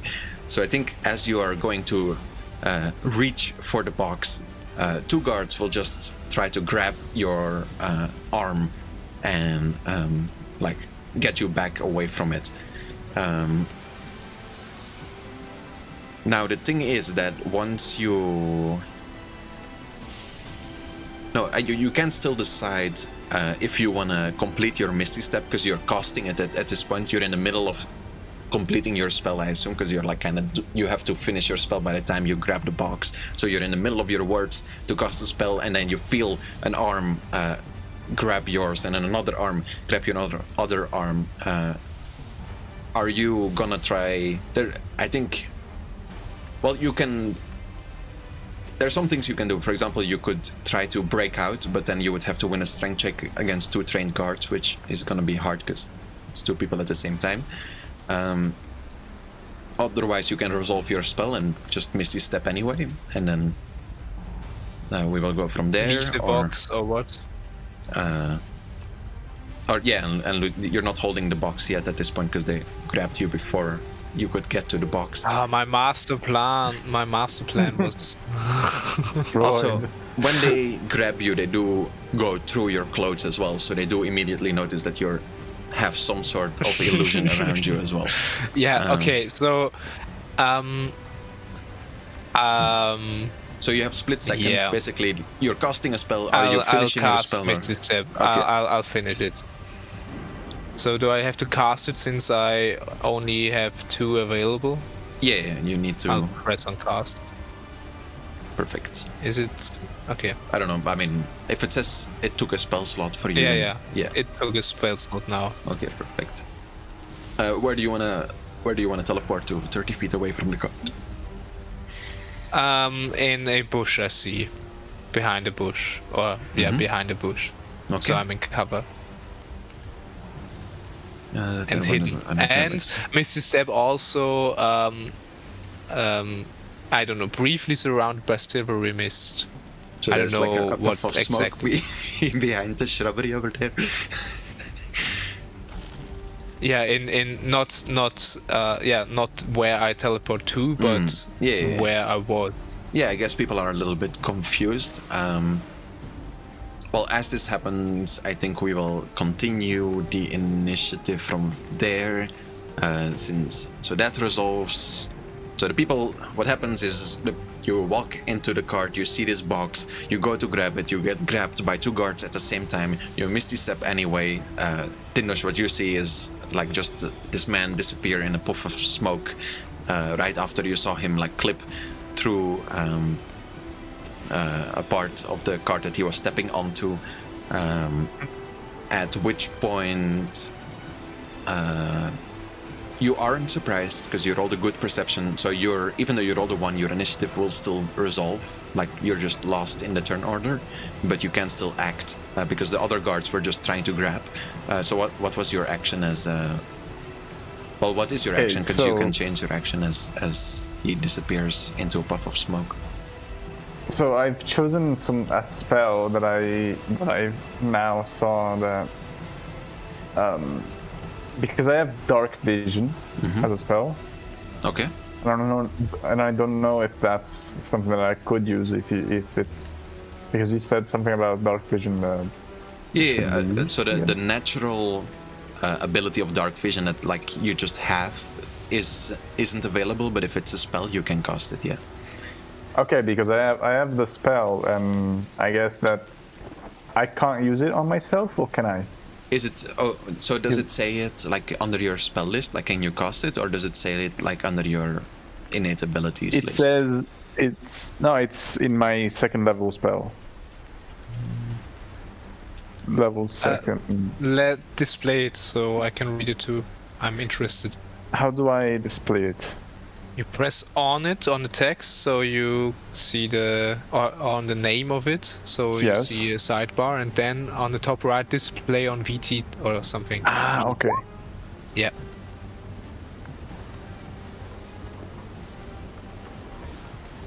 I can use it on another character. You touch a willing creature. Yeah, you can. I guess touch yourself too. You can touch yourself, I am a willing creature, so I could touch myself. I'm touching myself then. Okay. Touch touches himself in the cart. And who do you want to cast dark vision on? I'm confused now. I want to like. I want to touch. Just get my joke and get over it. Because I want to like react by making sure that at least I don't know if I can cast dark vision on multiple people. But, within, I mean, next round you can, yeah. Okay, because I want to like be able to cast dark vision to see where, because I guess that I can recognize the spell from Thinvorad, and so that I realize that puff of smoke is. Can you make me the Misty Step? Make me an Arcana check for that, because if you haven't learned this spell, you might not know it. Okay. So let me do an Arcana check, just to. No, I don't know what it is. Yeah, you don't know. You don't know. I mean, it's definitely magical. He disappeared, Okay. but you're not sure what it. It could be invisibility. It could be a Well, teleport. it could be- I choose to give myself dark vision in order to see in the night and maybe see if he is still around or something like that, because he disappeared with the box. Yeah. The box is still there. The box is fine.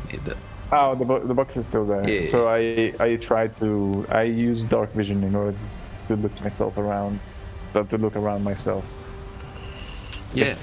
in the night to see if he's still there. As you are looking around in the night, can you make me a perception check? But do I need to cast dark vision first? No, you just cast it. You don't need to. Oh, I just do cast. Yeah. I don't have to like press cast. Okay. Oh well, So- yeah, press cast on it, but you don't need like. You just do it, but you need to press cast on it. Yeah, sorry. Okay. There you. Then I've casted it. That's nice. Yeah. So what do I have to? Roll Do me a check for? a perception check as you get out of the carriage and look around in the night.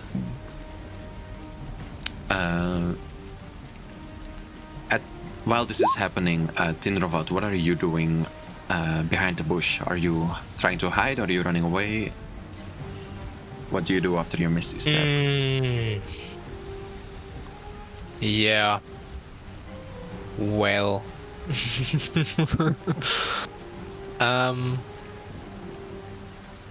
So.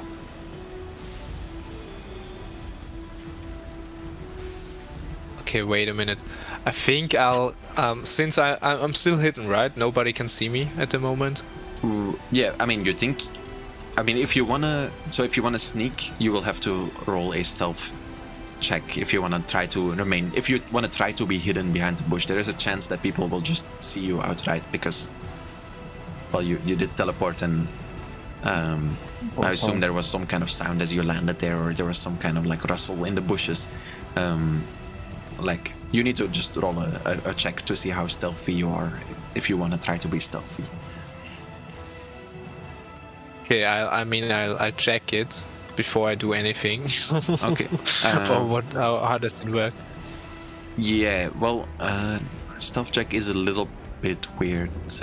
Well, so you roll a stealth check, but I go out from you guys' honesty, and basically because normally I can also roll your stealth check in secret, because when you're stealthing, you always assume that you're stealthy, right? Like it's not like when you fail this check, your character will still assume that you're being stealthy. So if you want to be stealthy, you have to commit from advance. You can't be like, oh, I failed my check. Oh, I'm not gonna stealth anymore. Okay, I see. Yeah. Okay, no, that makes sense. So I'll think about it a little more, because what I was thinking of, since I don't know, I was thinking of thaumaturgy or whatever, and I guess causing tremors in the ground for 1 minute so they get scared or anything, and maybe be confused or anything, you know. I mean, I will try, since it doesn't start for me or gives away my position or anything, so why not? Make him a little bit scared. Maybe the horses get scared or anything. Who knows? I just cast it. So far more, I can only display it here. You can read if you want. Manifest a minor wonder, sign of supernatural power within range. You create one of the following magic effects. Your voice booms up to 3 times loud. You cause a flame to flicker. You cause harmless tremors in the ground. Sustain a sound that originates from a point of your choice. Okay, so you want to create the harmless tremors in the ground? Yeah, exactly. Okay. Sorry, my little brother's interrupting her currently. Oh, no worries. Well, and did you want to try to stealth as well, or you're doing this like out in the open? Well, it requires verbal components, so I assume that you aren't gonna be doing this very stealthily. Yeah, I'll not shout it if that's if that's what you wanted to ask. You can roll me a But- stealth check at disadvantage. So how you do that is you can like select how to roll it and then just press disadvantage. If you can do that. So stealth, customize. No. What? How? There is press control and then hold control and then press Control it. and then. Yeah, I see. Okay. Basically, go. it will roll it twice and then take the worst one is when you roll something Wow. at disadvantage. So yeah, a 1 is not a natural one actually. It's a 2. It's still not the worst you could roll, but yeah, basically, I mean, people notice you as you like start casting a spell. However, your tremors do go off, and well, I guess we'll How? I'm resolve 30 this feet first. away. Oh, How well, long is 30 feet anyway? 30 feet is not that much. 30 feet to meters. 10 meters, okay. Yeah. About. I mean, and people are looking around in the dark. You're kind of like, you're I trying to can see you. whisper, although it's raining, you're just not doing a great job. You didn't roll great on your stealth check. You're kind of standing out. Maybe it's your cloaks. Maybe it's the illusion that's still kind of like messing things up, like the golden ropes of the emperor sticking out from the bush, like kind of clipping through it. Maybe it's just people can see you. However, your tremors go off, and I will roll some checks for the horses. Indeed, there are 6 horses in total. I'll just roll them some basic d20s. See if they get scared. Let's see if that's the card. Where's the card? Yeah, both the horses at the cart, maybe it's because they're stuck to the cart or like they can't really escape. As soon as the tremors start going, they start getting uneasy and kind of like, I mean, they're not like rushing forward, but they're definitely like starting to like move forward a little bit. The people standing next to the cart kind of like fall over because they were leaning against it. And Dindosh, you feel you start moving in the cart. However, you also rolled a perception check, which was partly to notice if you could spot Tinrovat. However, it was, since you rolled good enough, you also noticed something else. The hills around you have started kind of sloping upwards, and you will notice in the about like 10 meters in front of the cart, there's this like narrow little way where the cart has to go through, where there's like 2 cliffs from either side and some ladders connecting both cliffs from the top. And as you're looking around in the night with your dark vision, you notice 2 little, how should I say it? Little demon-like looking creatures sitting on the cliff, looking down towards the road. But I mean, you're not yet straight, like they're not straight above you. They're like in 10 meters in front of the cart on top of the cliff. Does that make sense, or do you want me to describe it again? So there's a cliff like next to the path that the cart has to go through. So the cart is I going don't towards a main road, and then Okay. it starts like both to the left and to the right of the cart. It just goes like up until eventually it becomes these like steep cliffs that go like upwards, not downwards cliff, like upwards cliffs. Okay. Okay. That the cart has So to like we are go like to. inside this Crevice, I don't know, yeah. This valley, this crevice. Okay. And atop this crevice, there's these 2 creatures. Yeah, from either looking side. down. From either side, you notice one of these creatures kind of, I mean, looking in your direction, you will see their eyes kind of like blinking red in the middle of the night as you like stare right at them with your dark vision. Do I recognize these creatures as They are actually dangerous? demons, so roll me a... roll I guess me... that I am a thieving, but I don't know really if I Yeah, that recognize could- pure demons. you can roll me a nature check at advantage, for which you want to hold the shift key while you press on your nature check, because you have a more than likely chance to recognize these creatures. To be demons or what? Of 16. With a 16, you do recognize these creatures. They are known as screechers. They are very common, kind of like flying scavenger demons. They usually hunt kind of like wounded animals or even wounded people, children, anything that seems like weak or almost dying. These creatures will hunt. Usually they hunt in packs, kind of like hyenas. They communicate in these high-pitched screeches, which is why they call them screechers, and they are pretty common and seen as a pest throughout Lucia and Mammon alike. Are they going to attack us when we pass through with our carriage, or is the carriage moving at the moment? At the moment, the carriage is standing still. You were just like okay, because he misty stepped out, around. and then you were looking around, and you noticed that like these creatures sitting there further up. In general, you do know they're hostile creatures. They're evil demons. Okay. They're chaotic evil in nature. Okay, However, then I try to Wait, short. Sure. Did Dinder's character get out of the carriage? Because I thought you couldn't see out of the carriage except the door is open, and only then in the direction of the door, of course. yeah, that's Well, what, I think that my character Oh. just stepped out of the carriage after you missed the step to look outside and look for you while Perfect. casting back dark vision. Okie dokie. If you say so. Yeah. It's alright. I see the creatures and I try to alert the party about it too. Like there's still this man at Yeah, large, but there's a lot of creatures. shouting going on at the moment. People are looking for the man who was inside the carriage, and then you're kind of screaming over them about demons or something alike. Tell me what you're saying. I try to cast a spell. Mm-hmm. This one here.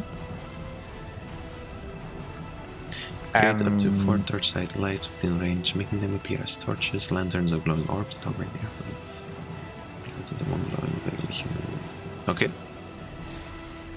I try to like gather these lights around the carriage and towards this to make them, like maybe scare them away or make them like light up so that they can see them, so that it's easier to say that there's creatures when they can see them, because there is a range of 120 feet, so I guess I can reach these creatures with these lights. They don't do damage, but at least they You light them can up. you can light them up. At which point, we're kind of loosely in initiative, but I think at this point we will roll combat initiative, because as soon as you like put the light on them and like they are alerted, and you notice that it seems it was not just these two, but you will notice many of them start like slow. They're not really flying; they're kind of just like gliding. They like stretch Creeping their in, I guess. Yeah, they're almost similar to like bat-like creatures. They start like crawling down from the sides of the cliff and very menacingly flying in like a big troop towards the cart, screeching into the night. Well, And you can roll me initiative, and I will roll a Okay. general initiative for all the cards. Well, I think we'll. Yeah, I'll roll how a many general. are there of these creatures? You do have dark vision, so I think you can tell there are about 10 of these creatures. Okay. I will get you to a better battle map for this.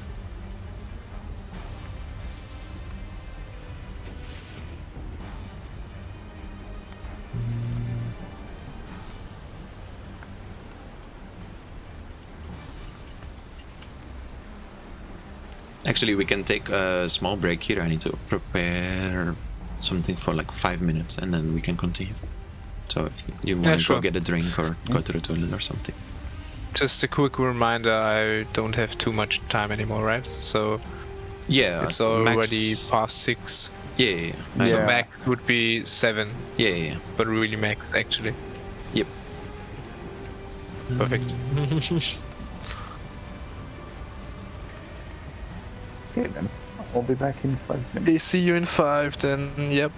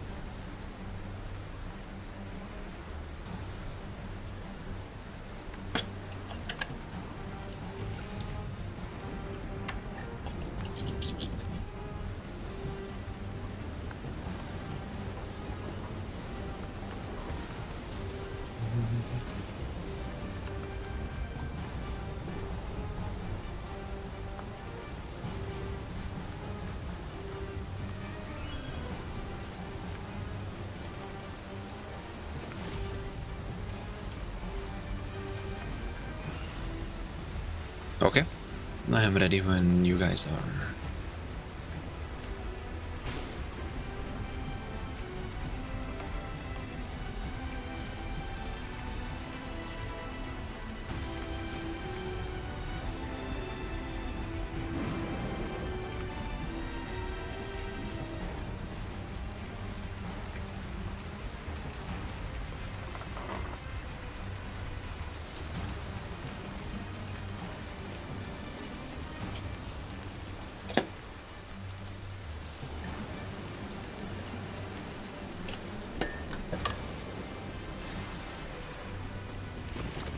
Okay, I'm ready. Okay. Dennis, you're here.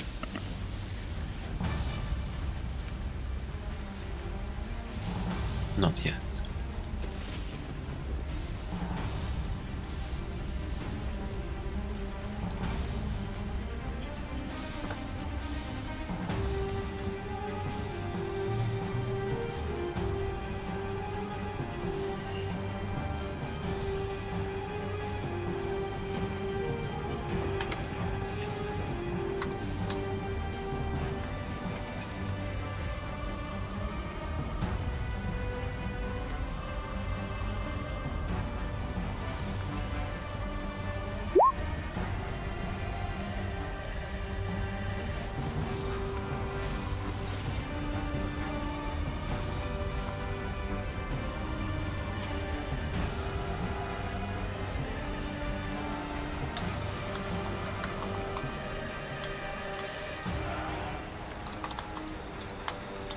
Dinesh, let me know when you're back.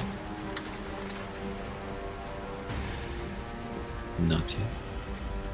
Oh, you are deafened? I don't mean just saying just to make sure. Oh. He sent me a message.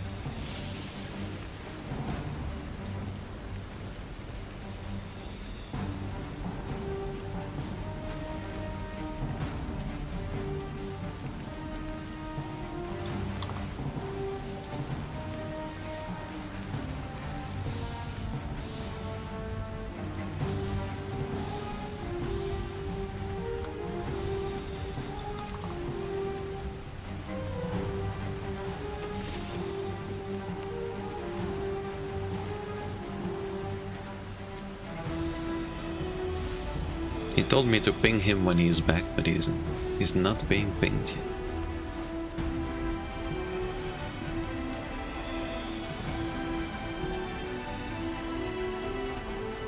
I don't even know what it means. To alert him when I'm back, but because he deafened himself as well.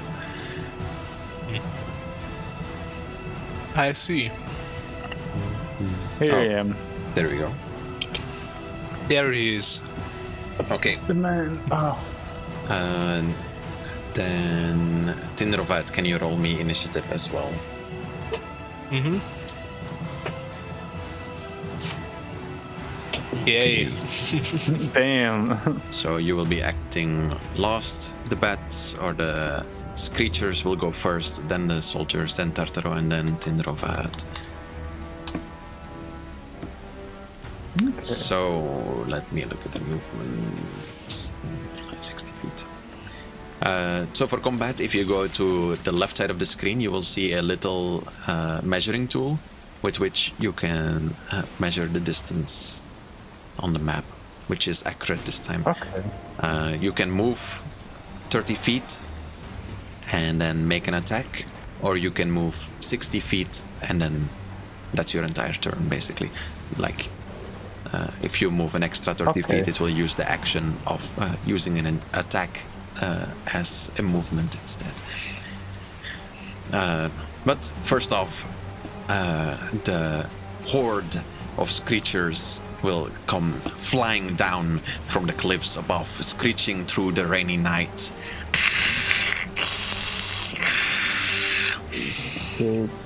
Start flying down, swarming all the soldiers up front. However, all kind of flying all over the place.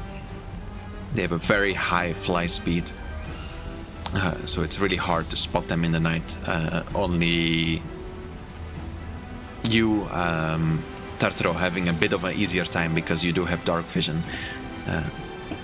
But it's I do have dark vision too as an ability. No, so dark vision. 120 feet. I don't know what it is. The ability dark vision, the innate ability dark vision, I don't use in any of my games anymore because like all the classes have it.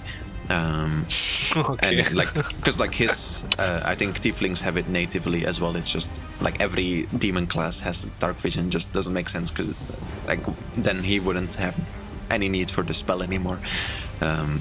I see. Yeah, so I removed it, and you have to cast the spell for it instead. But yeah, So this swarm of demons is coming towards you. However, they cannot reach any of you or the soldiers yet this turn. As it is the soldiers' turn, they ready their actions, which is something you can do. Like, if this happens, I will do this. So the soldiers will ready their actions to be, if the flying creatures will reach my threatening range, I will make an attack at them with my sword. Because they are all melee fighters, they don't have ranged abilities. So they're all gonna like kind of group up, protecting their payload and getting ready to fight. At which point, Tartaro, it's your turn. Okay, I have a spell that I really want to cast, which is Magic Missile, which I can display. Yep. Is I create 3 glowing darts of magical force, and each dart hits different. Like, it's going to hit a different creature. I don't know how much HP do they have, or how much. It's they're pretty. They hunt in packs, so you assume they're not like really buff. But 1d4 is a really low amount of HP. You wouldn't expect something to die from one magic missile unless it's like a rat or something. So probably, like, you have studied this, you would know that it is probably more likely than to like focus at least probably 2 of them, or maybe even 3 on one target is going to be more useful. And that makes sense. Then that's. However, I mean, you're free to do as if you want to kind of yeah, but it was just from a mechanical standpoint, how much is 1d4 plus 1, so. Because it might be tactical to like get a little bit of damage from each one, and then like maybe someone else can finish them all off. Like, I'm not saying that's never a good thing to do. Yeah. So, what about what are those tokens in the carriage? That's your fellow soldiers. They're are still inside. Well, they're on their turn. They're kind of running out, but okay. Their job is to protect the box, so they're just kind of like surrounding the payload and making sure there's no other threats. Some of them still keeping an eye on Tindervet, on Tindervet, thinking that he must have something to do with this. Also, you do notice that the horses are still like moving forward. They're still panicked from the tremors that Tindervet sent forward. So I'm going to go 30 feet. Or like 25 feet, like behind somebody, or maybe a bit farther away. I don't know how to like move back. You need to go back to the select move tool, like the first tool on the list, and then you can drag your character. Okay. Then here it's okay because it's 20 feet. Okay. Or something like that. And then I guess I have to see if I can reach them because it's 120 feet. Yes, I can. So I guess that for now, since I'm pretty safe, I'm going to cast Magic Missile and try to hit 2 of the creatures. Okay. Which ones are you aiming for? So I want to aim for this one and this one. Which one is getting 2? The one here, this one. Okay. Roll me your. So okay, I guess I gotta cast as well.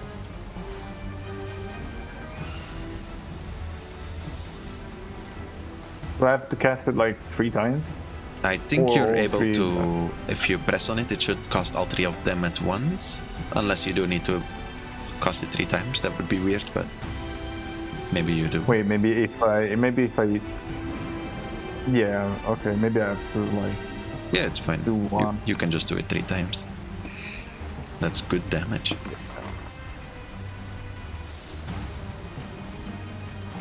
Okay. Oh my god. 4, 4, 4. So I hit the first one, this one right here. One right here, I hit it twice, and this one I hit it once. Okay. Describe me what it looks like as magic missiles come forward from the magic that you call to you? Well, so it's verbal. Somatic. Somatic is that I need to like do something with my hand. Yeah. So I say the magic word, I guess. I cast the spell in some ancient tongue, and I drive forward the missiles with my hand, throwing them at the creatures that I see. And what do the missiles look like?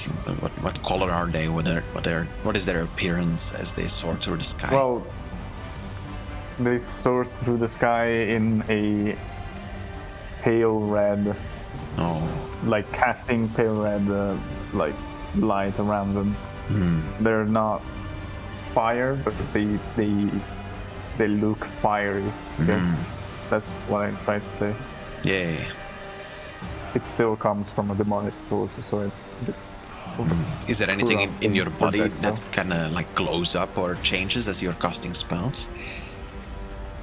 I guess that my character has some tattoos, and they light up when I cast the spell. They just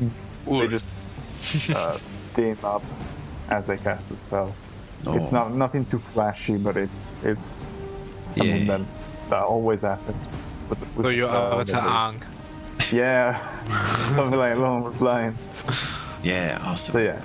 Yeah, you feel yourself pulling the energy from the world around you and kind of like channeling it through yourself into the spell that you've rehearsed so many times. You know the words, you know which signals you need to make with your hand, which kind of waving movements you need to produce, and like through the tattoos in your body it gets channeled to your hand, and you fire them out one after another to the creatures in the sky. The two that pierce the first flying creature will like pierce, one of it will like hit its wing as it starts like spiraling down, and your other magic missile will hit it straight in the head as it just kind of like splashes against the side of the cliff and falls dead to the ground. Damn. While the other one just gets like kind of scraped across the back, and you will see it kind of like dart down a little bit when the dart hit it, but it seems to remain in good condition for now. Nice. Yeah. Dinnervet, your turn. You see red energy fly through the sky from where you are. What do I see? You see these beams of red energy like come from somewhere. There must be some kind of magician among these soldiers that are escorting this package. Okay. So my goal is I'm just expecting those creatures to not see me yet, or to actually be on my side maybe, because you know, demon and so. So I'm taking this as I'm seeing this as my advantage. And I mean, one question. If I disguise myself as a soldier, like one of those around the troops, around the carriage, would the demons or those creatures like, am I correct in this assumption, by the way? Am I correct in the assumption, or should I just try? I think you should just try. I understand. Okay. I'm not gonna answer. I just assume that those things are on my side, and if I disguise myself, they'd still be on my side because they sense my aura or something, you know, since the Pact is probably stronger than this illusion and stuff. So my plan would be to cast this minor illusion again.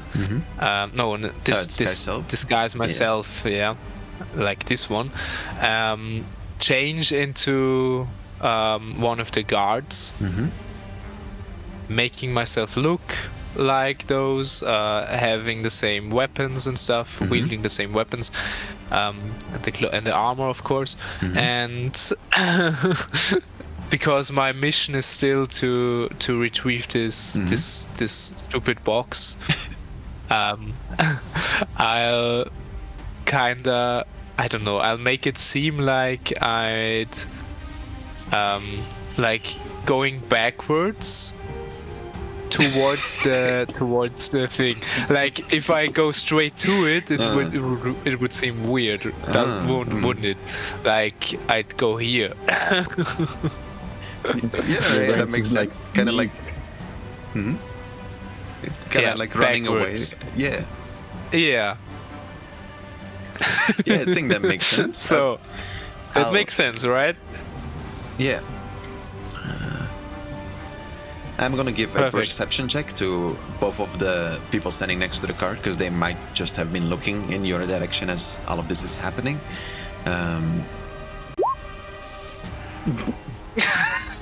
Let me see. Yeah, so one of them, as you start running, you will notice that these two, like, soldiers, you will notice the one in the back, or you will notice the one in the front actually is looking towards the demons coming, but this one in the back was actually, like, he was keeping an eye on you. He knows, I mean, he needs to guard this package. It's not like the demons are the only threat, you just try to steal it. So he knows you're a threat, and he was keeping his eye on you. And as you, like, try to disguise yourself and come closer, he notices you doing that. However, there's, I mean, chaos everywhere, so he doesn't really have time to, like, shout it out or anything, but he is gonna stand, like, in front of you, basically coming in your threatening range, so you can't, like, like standing in front of the door, basically, so you can't enter the cart. You would have to go through him to enter the cart. I see.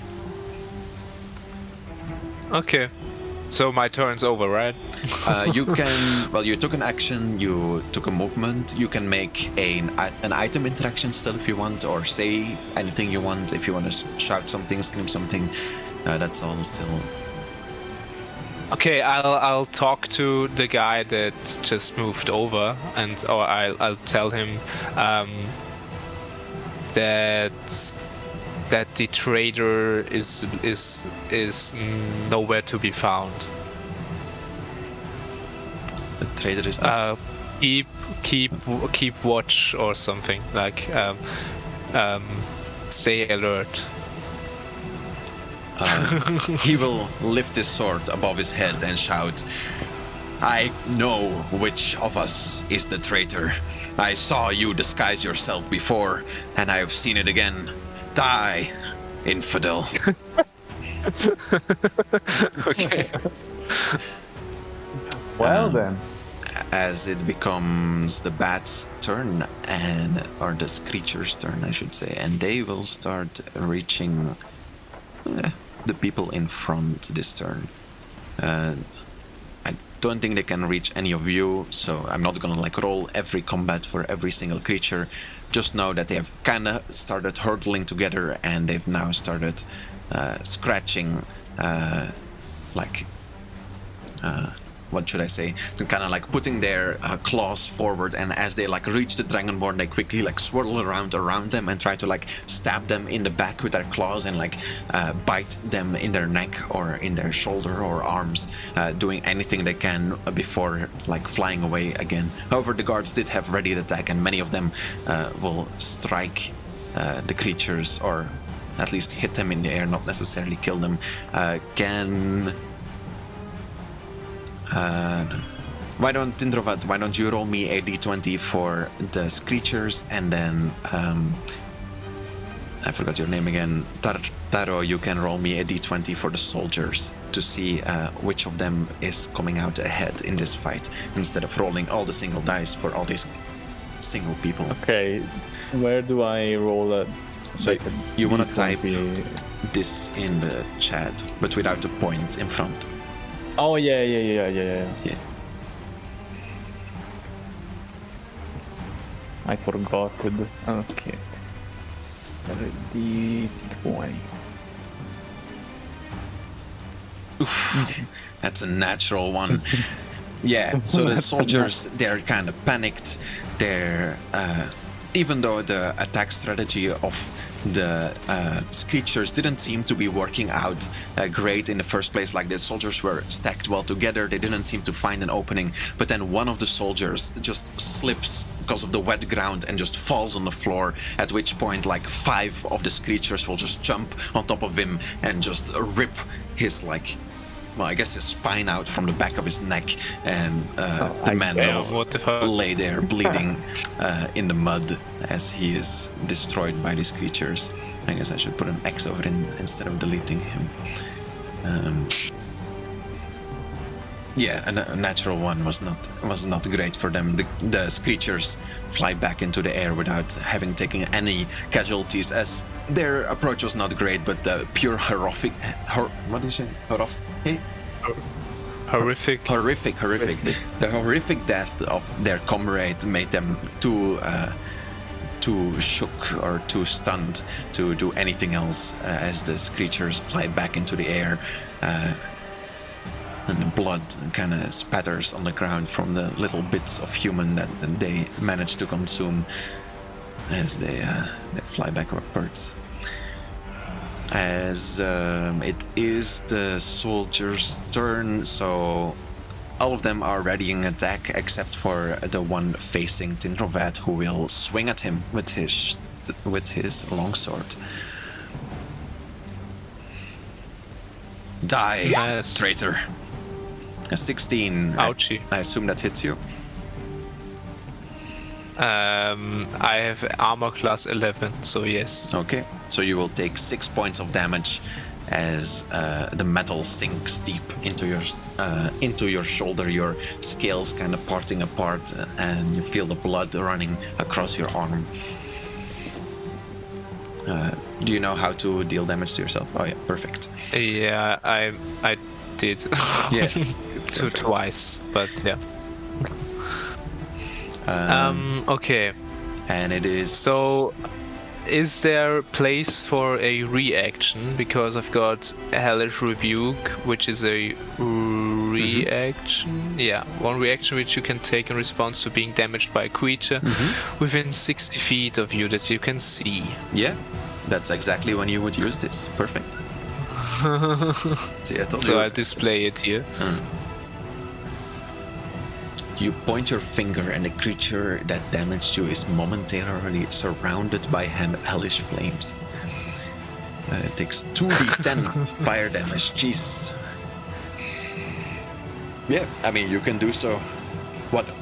Yeah. Describe me what looks like when you do this. When you take this cut in your arm and yeah, tell me. Okay, so I'll just assume it's my right arm that he hit.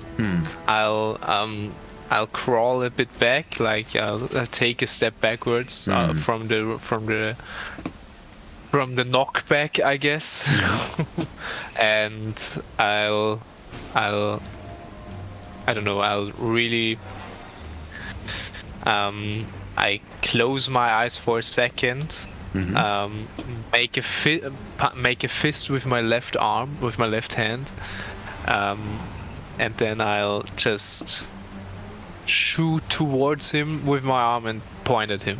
You know what I mean? Yeah, I get it. Like a cornered animal or something like that, or like a yeah.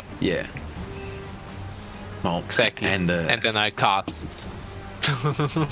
60. Well, he can make a dexterity saving throw, which he will do. Which shut up. He will pass, but he will still take. So unlucky. He will still take half damage, which is still a lot of damage, as 8 fire damage. As this hellish fire surrounds him, he can barely manage to just maybe it's only the dexterity save. Maybe he saved it because it's raining, so it's easier for him to get all the fire away from him and kind of roll on the floor a little, or pat himself down as he catches fire out of nowhere and looks at you, kind of intimidated. Actually, can you make me an intimidation check, as that was a pretty terrifying thing to do? Sure, wait a minute. Intimidation, you said? There you go. Yeah.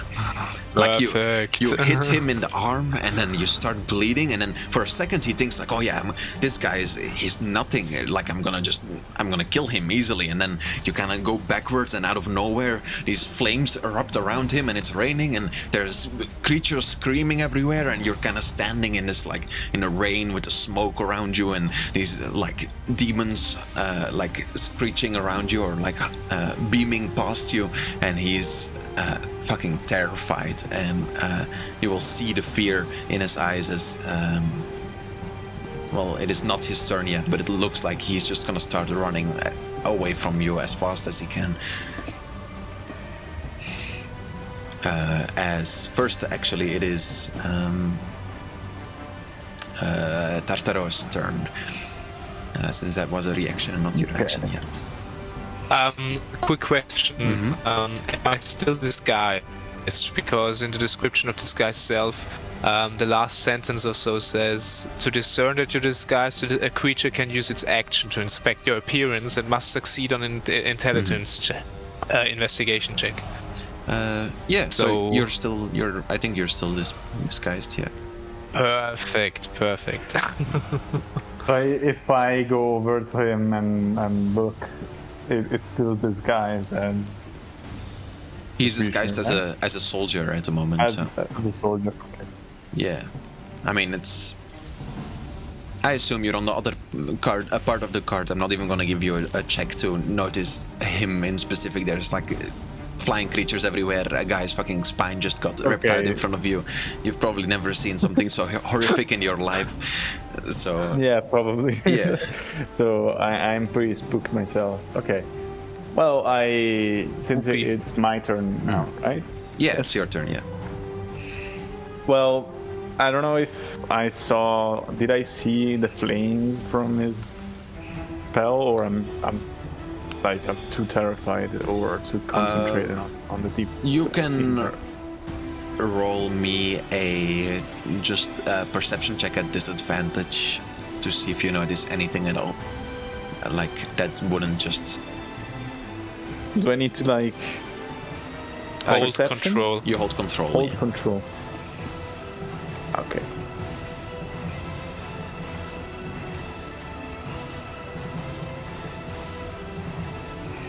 I mean, you notice there is fighting going on, and maybe something has caught fire somewhere. But maybe these creatures can cause. Yeah, maybe these creatures have like made fire. They're demonic creatures. That guy's still out there, so maybe it's that guy. But there's no reason to assume anything like horrible is happening at the moment. Va bene. Okay. Then I try to. Okay, so it's my turn, and since I really don't want to die, I guess, I move near this guy over here, within reach of this guard right here, and then I guess that I can cast this spell right here. This one? No, not cast. Well, I guess I casted it.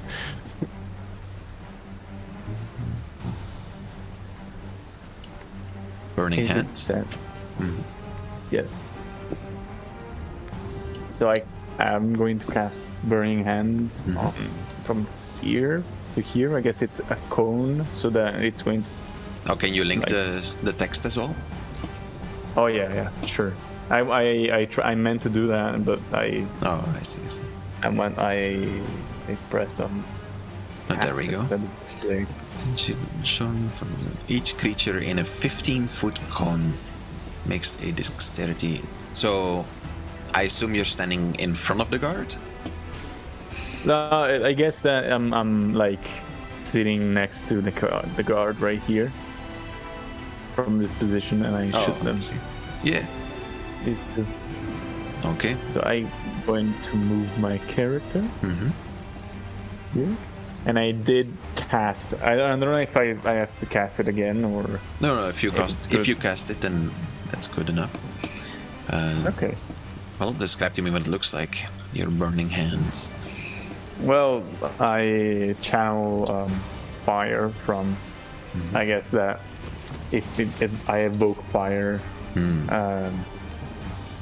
Maybe it's similar to the magic missiles, but your tattoos glow a bit stronger than before, or They don't glow this time because it's more of a fiery spell, so they they burn. Yes. And then I use this.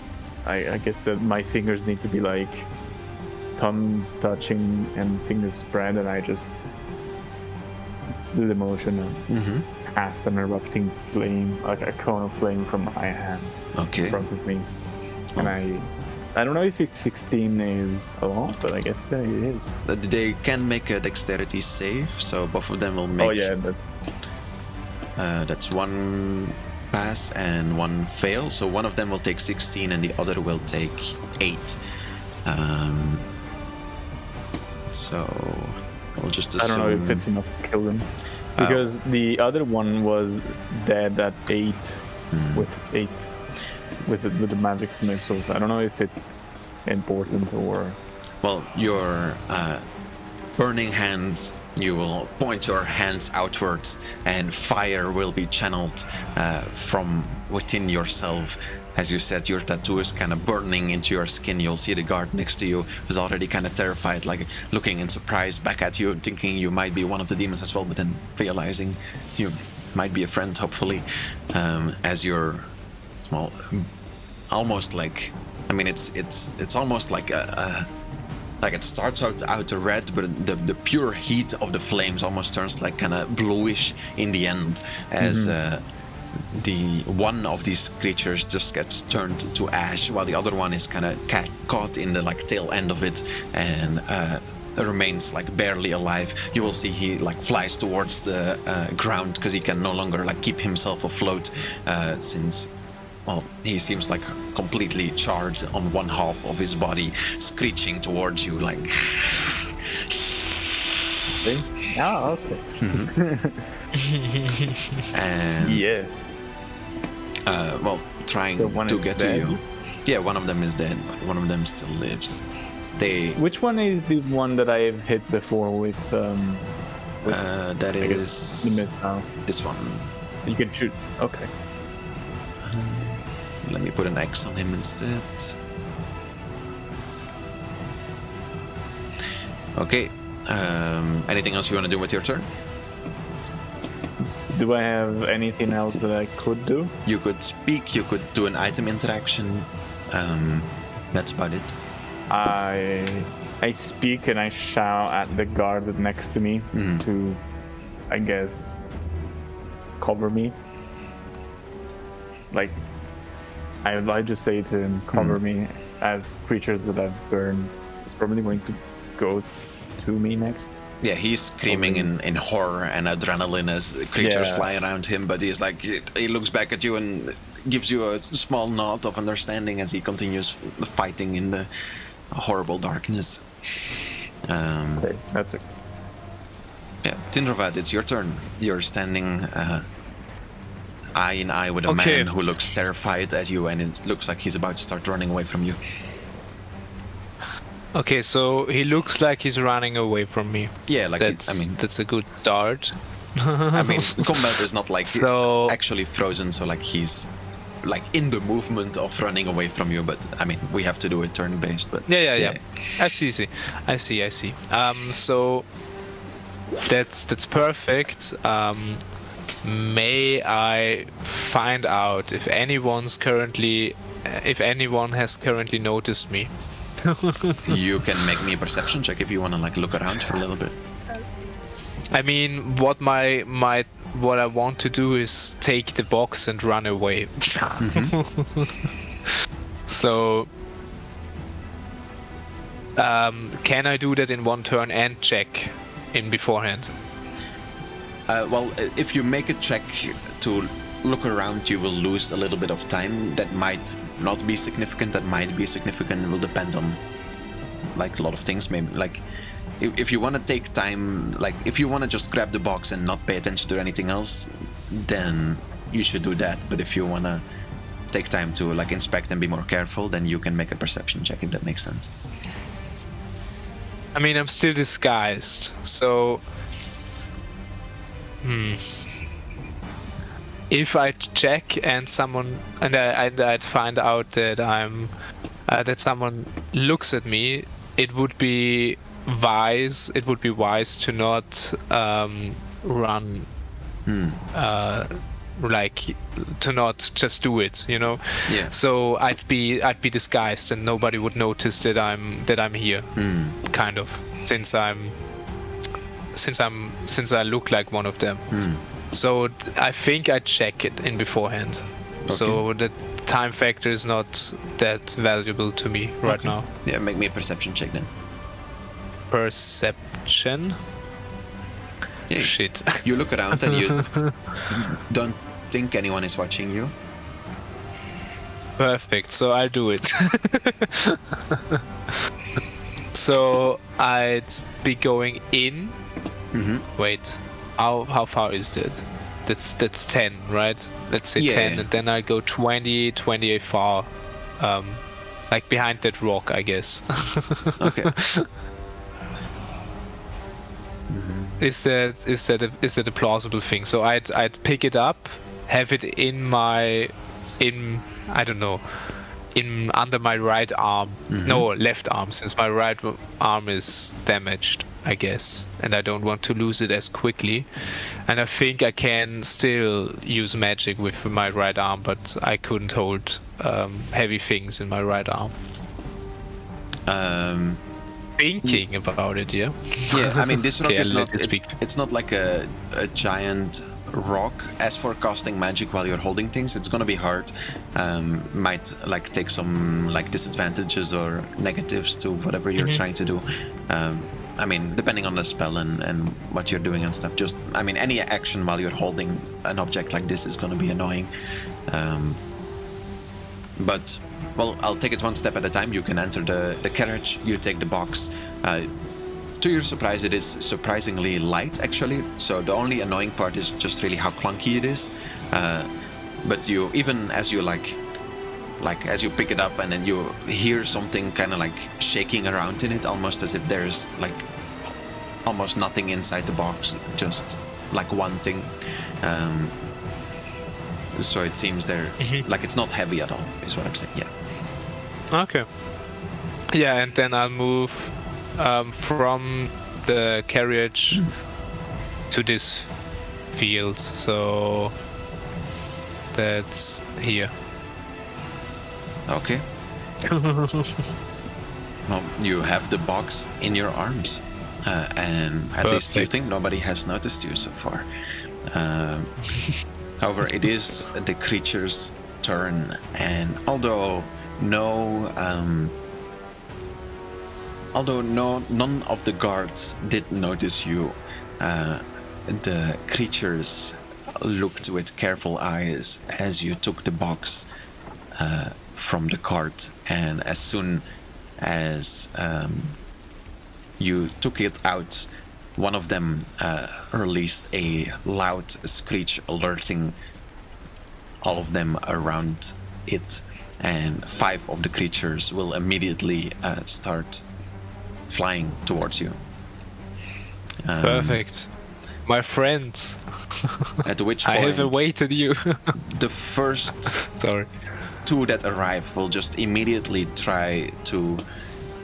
Well, I guess the box doesn't really have a handle, so they're gonna just try to like grab it like from a corner. But I mean, they have really sharp claws, so they can just kind of like dig into the wood, and they're gonna try to like rip it out of your hand, which is gonna be a really clunky thing to do. Not gonna be very easy, especially because you're holding it. First, I'll give them a check to see if they can even grab onto it. First one can, and then he will. Can you make me an athletics check? Because you will make a opposed strength check, is what it is called. Basically, you will have your strength against his, as both of you are trying to like pull the box towards yourself, which is also a great roll. So yeah, the first one just flies over, and maybe you're kind of caught off guard, and he will dig his claws into the chest, and with all the strength that he has, just kind of rip it out of your arms, and he will start flying away in this direction. Nice. I had it for so long. At which point he will let out a loud screech, and all the other creatures will start kind of like hurling around him and following him in that direction. As it is the guard's turn, they don't have any ranged attacks. All of the creatures left their range, so well, I'll just roll me one more d20 for the guard. Indosh. Tartaro, to see how well it goes. I can roll it too if you want. Well, I'll just roll it, it's fine. 9, yeah, that's kind of stalemate. They each did some damage to each other, and the creatures remain more or less unscathed, and so do the guards. As Dindosh, it's your turn. You will see the creatures seem to have backed off and are flying away. You do have dark vision, so you will notice that one of them is carrying the box that you are meant to protect.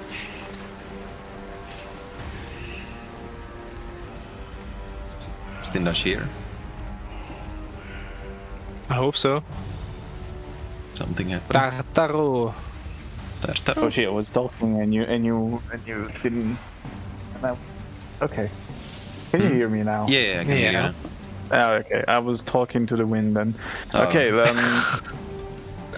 so I was saying that since I have dark vision, yes. Do I see the creatures, like the creature that's holding the case? Yeah, not like consistently. You can see him like shifting, like, I mean, because like they're all flying around him, they're all like hurled together, so like you don't have like a clear like line of sight on him like all the time, but you see him like pop out sometimes, and definitely the box is like kind of hanging under him. He needs to fly a bit lower than the other ones. Can I shoot a spell at the creature that has the box? Depending which spell.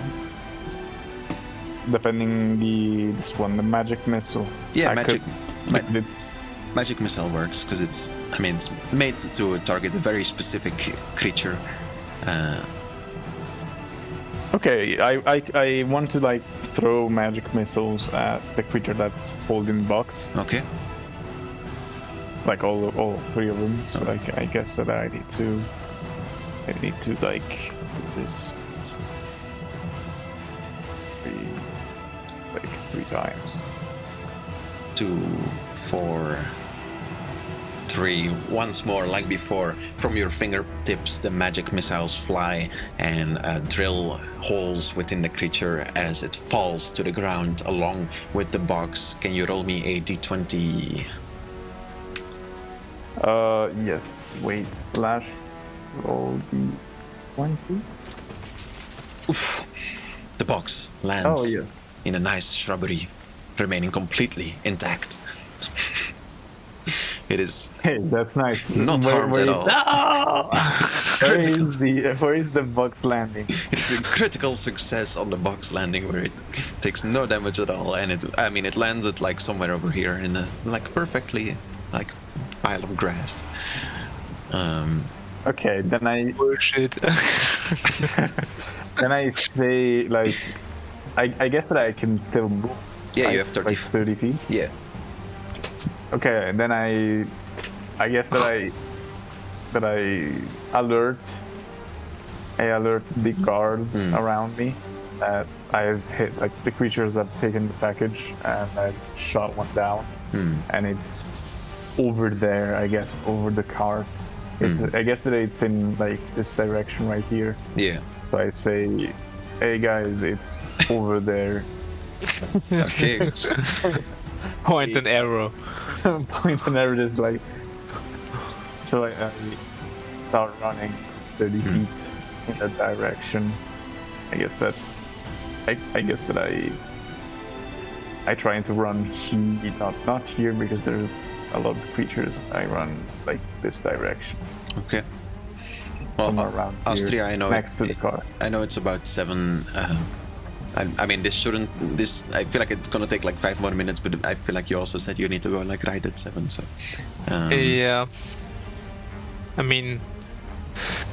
If I 5 mean, more it's minutes. it's a scale point, so it's not too hard to cut from here. Yeah, we can box just come has back. Fallen. We can come back to this next time too. I mean, Yeah. We just need to remember whose turn it is, because I think it's your turn. we just... Okay, it's my turn? Yeah.